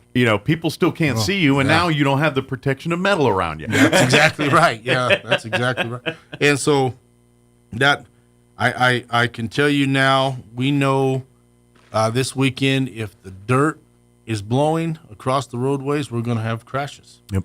And the scariest part for me as law enforcement, as a first responder for the firemen, the ambulances, and everybody else, is we're going to go into that to help those who've been involved in a crash. Mm-hmm. And now the chances of us being involved in a crash are very high. Absolutely, because now every sheriff's deputy, every firefighter, every EMT, they are now in that same dangerous situation, and they have to be walking around. And we out have there to be walking because that's their job. That's exactly. And they're exposing themselves to a car coming out of nowhere and making them a stain on the highway, just like everyone else is. Exactly. That's what we're dealing with. And we get people who. Coming back and forth from Artesia or even the Texans who are coming through or whatever it may be that are trying to get to Roswell from these other places, they're like, well, how am I supposed to get home? There's other ways. Sure. I said, if you know Chaves County, there's a road somewhere that you can make that trip. And if you don't know it, don't worry. Then wait. Yep, because this is going to end. You want to go home? Yeah. Then let's do this. Because if you're doing what you're doing now, I can't guarantee you're going to get home. And you're going to kill one of my guys on the roadway. Exactly. And that's why I get it. People get convenient. Oh, no, I'm going to do. But when it's a situation like this, you got to think safety first. You got to take priority to your own life and your family's life, and you need to act accordingly. Absolutely. Every person that dies in one of these, I guarantee their thought before was, we can get through this. We can, that we'll navigate through this. It'll be fine. They did not We'll heed just the take warnings. it slow. Yeah, they don't heed the warnings. They don't heed the advice of others. And unfortunately, most humans lose their lives because they think they know better sometimes. And this is one of those situations where don't think you know better. Absolutely. So my word that my advice today is, this weekend, if you know that there are 50-mile-per-hour winds, you know that we have had no rain. Mm-hmm. We've had nothing to saturate the grounds, to keep the dust settled. Do not drive in the areas where that wind is blowing. Sure. And because I'm going to tell you, you may be driving, and the next thing you know, you're engulfed in dirt. And this happens downtown too, especially it with sure does. with a construction. Like for instance, when we had that wind issue the other day, they've noticed they're building some of these Maverick gas stations around town. Yes. If you noticed, every one of those was a dust bowl around them because they're construction sites. And of course, they do tamp down but it turned those areas into a much more less visible area. Yeah. So you as a citizen need to be observant and be proactive about protecting yourself on some of these. Especially in town with the stop and go traffic, you're just gonna and everyone's on their phone, so you've got to. You already have. There's already a lot against you driving down Main Street where people are just not paying attention. And the other thing is, right now with all the UFO stuff getting ready to kick off, and so many people are here for their spring breaks and all these things that are going on this time of year, it's easy to be a gawker, to be the guy who's looking at everybody else walking down the road, that are happy to be here carrying their alien stuff and doing whatever. So we're all gawkers, and next thing you know, you're going to hit the car in front of you. So there's so many distractions that you got to be careful driving on Main Street. Absolutely, and Main Street is the busiest street in our town. It just is in our county. Yep. It just is, and unfortunately too, like you said, we had that, but we also have I'm going to say two types of people. Yeah. You have I'm nervous in traffic, so I'm going to go 10 miles under the speed limit in the left lane, gumming everything up people, which are dangerous people in the same. And then you have, I'm tired of this guy. I'm going to do 10 miles over the speed limit and weave in and out of everybody like I'm Mario Andretti. Yeah. And both of these people are equally dangerous on the road over there. And to me, that's the biggest problem on that street, because you have people either scared to drive and drive too cautiously or cautiously to the point of unsafe. Yes, absolutely. Or they drive like they have no care in the world and literally. And then you have the road rage. Yeah. You have the road and then you ragers. get mad. People mad for getting cut off, and now they got, I will put you in the bank of the road, or I'm going to, I'm going to make sure you know my displeasure. Yeah. And and right now we're arresting everybody. We're catching drag racing or doing anything, and that's been very successful. Sure. On our part, that's been an uptick in that lately. I've noticed a lot more people are doing. And granted, I get it. We have a lot of dead roads out here. It's part of the thing. I was young once too, but we are unfortunately putting them in jail. And then unfortunately, it's one accident that ruins a life and ruins everything else that happens. Well, we have plenty of good tracks out here that you can do this legally on a not public highway here. And in you say. For me, I use the word kids a lot. I say these kids are out doing this and that. But the reality is it's from 35 down. Yeah. Well, and to me, there's 35 still a kid. Guys with cars, we're kids at 70. That's right. Yes. And so we have these things that are going on, and we've been towing their cars. We've been arresting them, actually putting them in jail. Sure. You got to make it expensive for them. It makes it expensive, but it also is an eye-opener whenever you're going to go to jail for doing it. But like I tell them, if you kill somebody, you're going to go to prison. Right. I'd rather just bust you now, and everyone walks away from it, and we learn a lesson than the alternative. That's my plan. And the guys that are out doing this all the time, they're really the role models for these up and comers. Mm-hmm. And if these kids are the ones that we get and they go to jail, now they go back and say, "Hey man, you know what? Let's go out there to the drag strip." Sure. And let's go do it. And to be honest, the people at the drag strip would love more support, more people. Absolutely. Because you get out there and race on the track, come out on the weekends and help them keep the track up and everything. That's right. And next thing you know, you're part of that family and that community. And now you can do all your racing legally and safely. And safely, you have a fire truck and an ambulance right there if you crash. Absolutely. They're there immediately. Emergency personnel are there within seconds of you having an issue. And you car blows your engine on your car, it's easily just pushed off to the side. You load it back up on your trailer and you go, rather than it happening out here in the roadway and somebody else hits you. By the way, car people want an excuse to spend more money on car parts anyway. Now you can make these cars more racers and not street legal because they're strictly for the track. That's you know what I mean? Yeah, that's right. So we've been doing that, and we've been just busy with a lot of stuff going on. Like I said, you have spring break, you have more people that are out later at night. Mm-hmm. And then daylight savings, so that people are staying out later. Staying out later. Absolutely, yeah. And I know a lot of people are like, you know what, I like daylight savings where it gets darker later. I'm the opposite of that, man. I'm the guy's like, you know what, I'm glad to see that sun goes down at 6 o'clock. People are going home. Yeah. The majority of people go home, but it's just different for me because I'm also that guy who's like, when the sun is out, it is hot. Yeah. And I'm like, oh man, I need it to be cooler. But yeah, it's true. good. And generally, a law enforcement's usually got 100 pounds of gear on. Yeah, so they can appreciate a cooler nighttime versus sunny and even 75 is a bit much for them. Depending on how much gear you got. You just see a difference in the types of crime when the sun is out longer. Sure. People a little bit more testy. Yeah, they are. And a little bit more and they scrappy. Yeah, they don't realize, it's kind of like their internal clock says, oh, I can still go and break into places or go and do things because I can see. And, or I can go and I can do other things. And when it gets darker sooner, it seems like a lot of that is curved because everybody's trying to get to the house. Sure. Or doing whatever. And then the only ones who are out after it's dark are up to usually no good. Sure. So we're really focusing on them, and it's easier to catch them in that sense. Absolutely, yeah. There's less public. Yes. To be, I'm not saying in the way per se, Yeah. but to But hide to be- behind for some right. of these folks. Yeah. So it's good, but we've just got so much stuff going on. We're at the budget time for the sheriff's office. Yeah. I'm looking right now at asking for 2 more positions. The IPRAs, the request of public information by the people has really increased so much that I'm having to go to the county and ask for a full-time IPRA person. Gotcha. That way they can do all of that and not it's hard right now when that person also has a secondary job. And that was their primary job until the IPRA stuff started getting really heavy.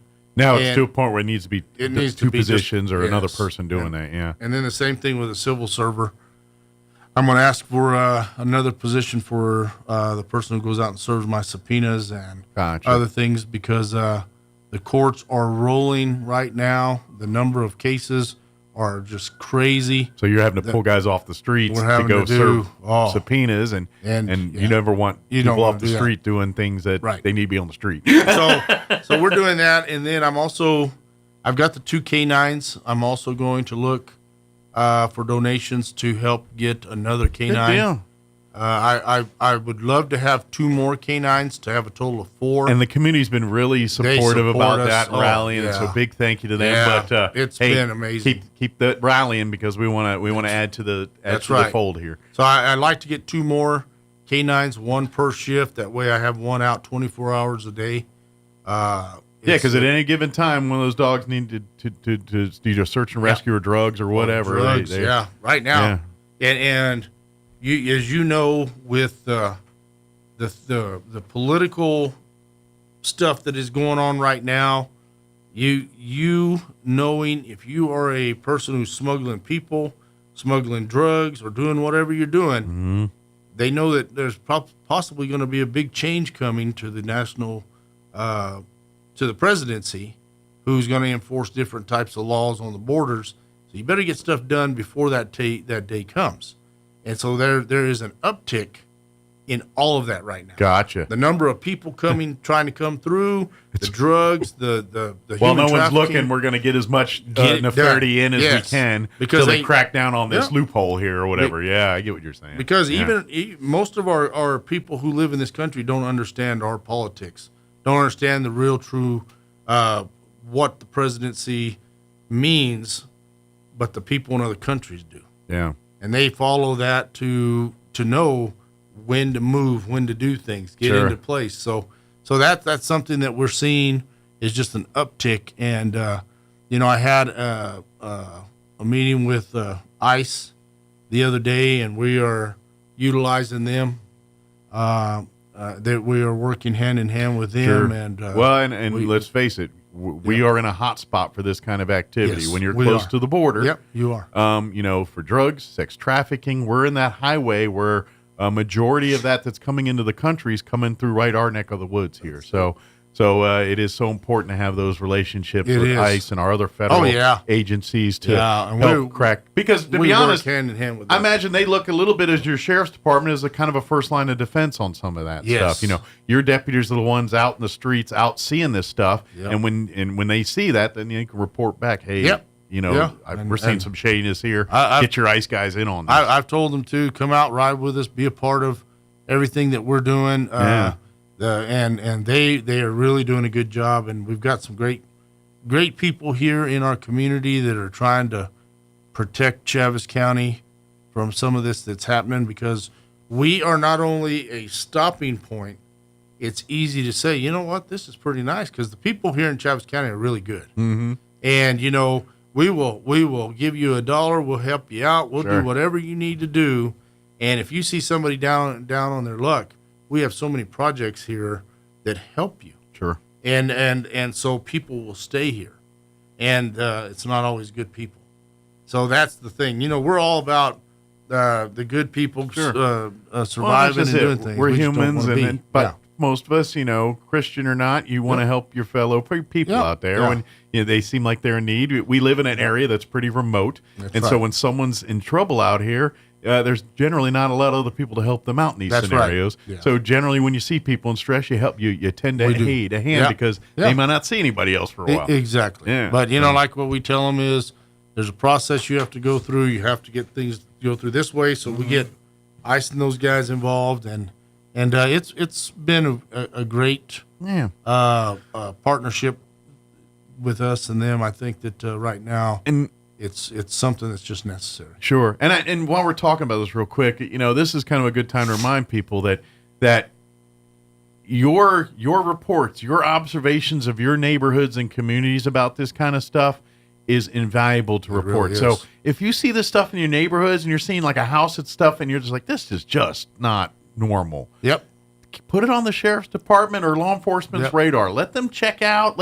Now, don't you go doing detective work, because you're just not because God forbid there's some dangerous stuff going on over there and you come marching in and get hurt. Yeah, that's right. Law enforcement, this is what they're trained to do. Let them be the experts. And since you mentioned that, one thing that I will tell you, if you are looking to start a neighborhood watch in your area, I will come to your house. We will set up a time to get your neighbors and everybody to come out. We don't ever have anybody really go inside. This is an outside type event where people get to meet each other, get to know their neighbors, and then we set it up to where they have a monthly meeting type thing.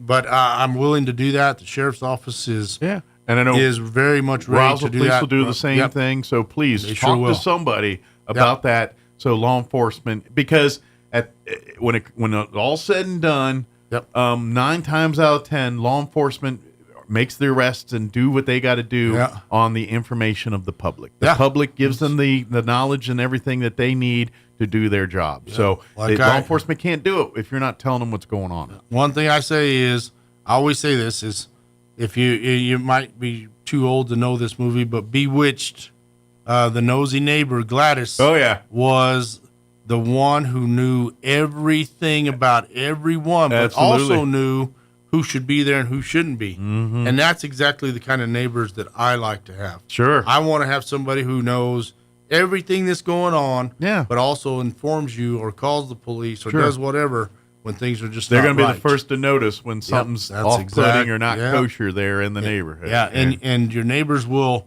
That's what I. It's hard for me to get is how people feud with their neighbors so much when they are your ally. Absolutely. You know, I just don't really understand it. Yeah. You know, that should be the person who you should be making bonds Yeah. with, saying, "Hey, Yeah. you know what? Watch my stuff. I'll watch your stuff." And, Yeah. Like and we'll- like I said, you don't have to love them or hang out and do Yeah. everything together, Yeah. but be cordial, be civil, Yeah. watch each other's Protect back. your neighborhood. When one goes on vacation, hey, Yeah. the other one keeping Yep. an eye on things, vice versa. Yeah. Have those kind of relationships Yep. because it's going to be better for the whole neighborhood. If It you do is, that. yeah. So, So but that's really good. You're right. That's Yeah. so. If you are seeing something like that, don't hesitate to get in Yeah. touch with the Call sheriff's me. department or Yeah. anything, and Please do. and we'll be happy to give you some resources and information on that. Yeah. Real quick before we go, I know we're running short on time, but Okay. coming up in April, we want to put it on people's radar, and we'll have Sheriff talk a little bit more about this. But we're getting to that time of year again where we get into the high schools and the every 15 minutes reminding our high school kids the dangers and things of drinking and driving and being driving and smart and seeing the consequences of what happens when you ignore the things that we talk about. And it's a pretty powerful thing they do with a lot of stuff. But just to put it on people's radar, that will be coming up here in a couple weeks, actually. Yeah, very soon. And we got some stuff planned. Sheriff's going to partner with us here to kind of educate and help people understand what's going on. Because if you don't, it could be a little distressing or confusing. And it's good to sit back and to watch this, because then you see the domino effect. Yes. You see how one person's decision affects so many. Yeah. And it really just is an eye opener. But the one thing, and I will say this, is the people who put this together, Diane Taylor and her team, they give this everything they've got, and they get the best.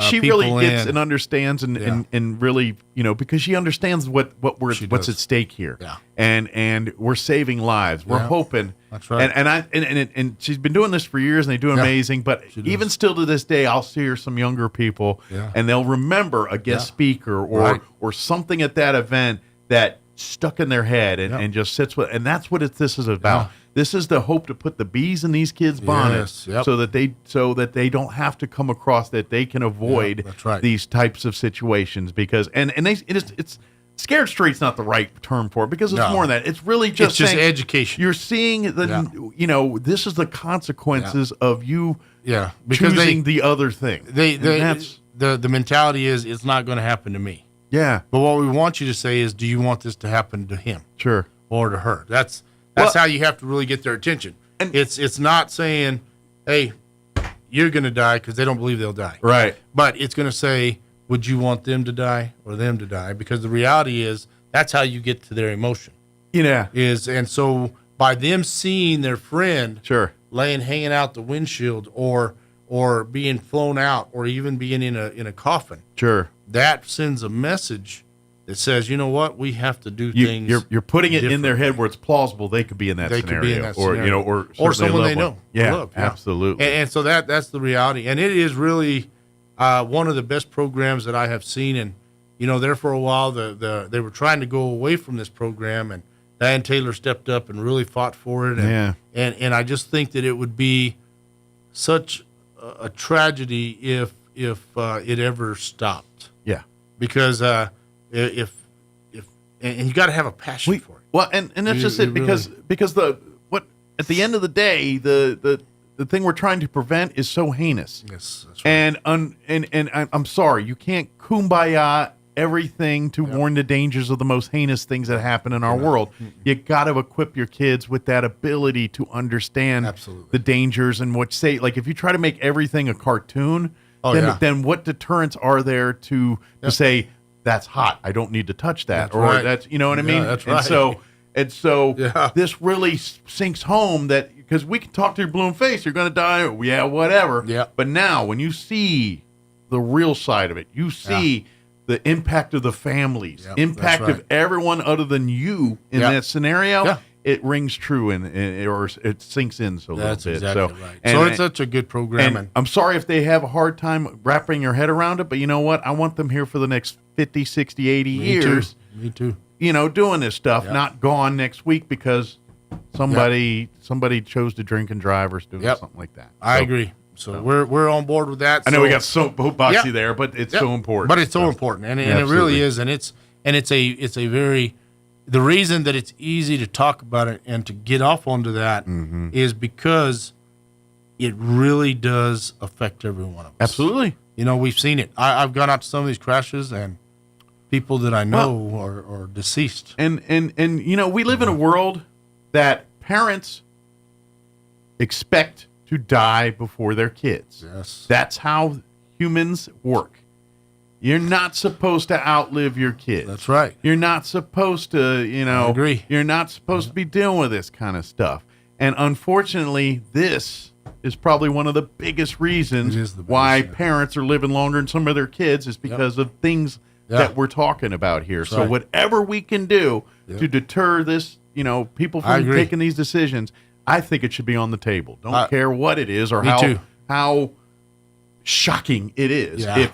If it puts something in it saying this is a bad thing, then I think it should be on the table. Yep, I agree. Yep. I agree. Yep. 100%. Well, thank you as always, Sheriff. Thank and, you of for course, having me. We'll, And we'll like see I you said, here next time. Oh, yeah. and We'll be here. anything we can do, and hey, tell Charles we're praying as he's going on We his will. next medical work he's going on. I think people know he's been dealing with medical stuff over the last 6 months or so here. So he's in the next phase of doing some stuff. He is. So he's doing we're good. praying and, for him. Yeah, So.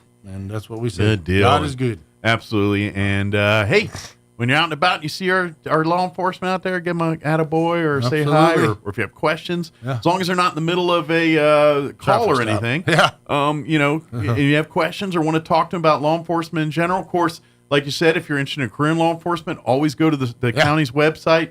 And you can learn more about open positions or get your application in, because even if they're full at the moment, which they're not, but even if they were, they always keep them on file because officers retire, transfer on a, one week we're full, next week we're down 2 Back officers. down. That's just what happens. That just happened. So yeah, good deal. So thank you so much for having me again. Like I said, you guys have a good day. Anytime. You two stay safe out there, and tell all our deputies we're praying for them and keep them safe out there, and thank them for what they do for us each and every day. We have a great community because of those men and women. So comes the appreciate wind. it. There it is, blowing in now.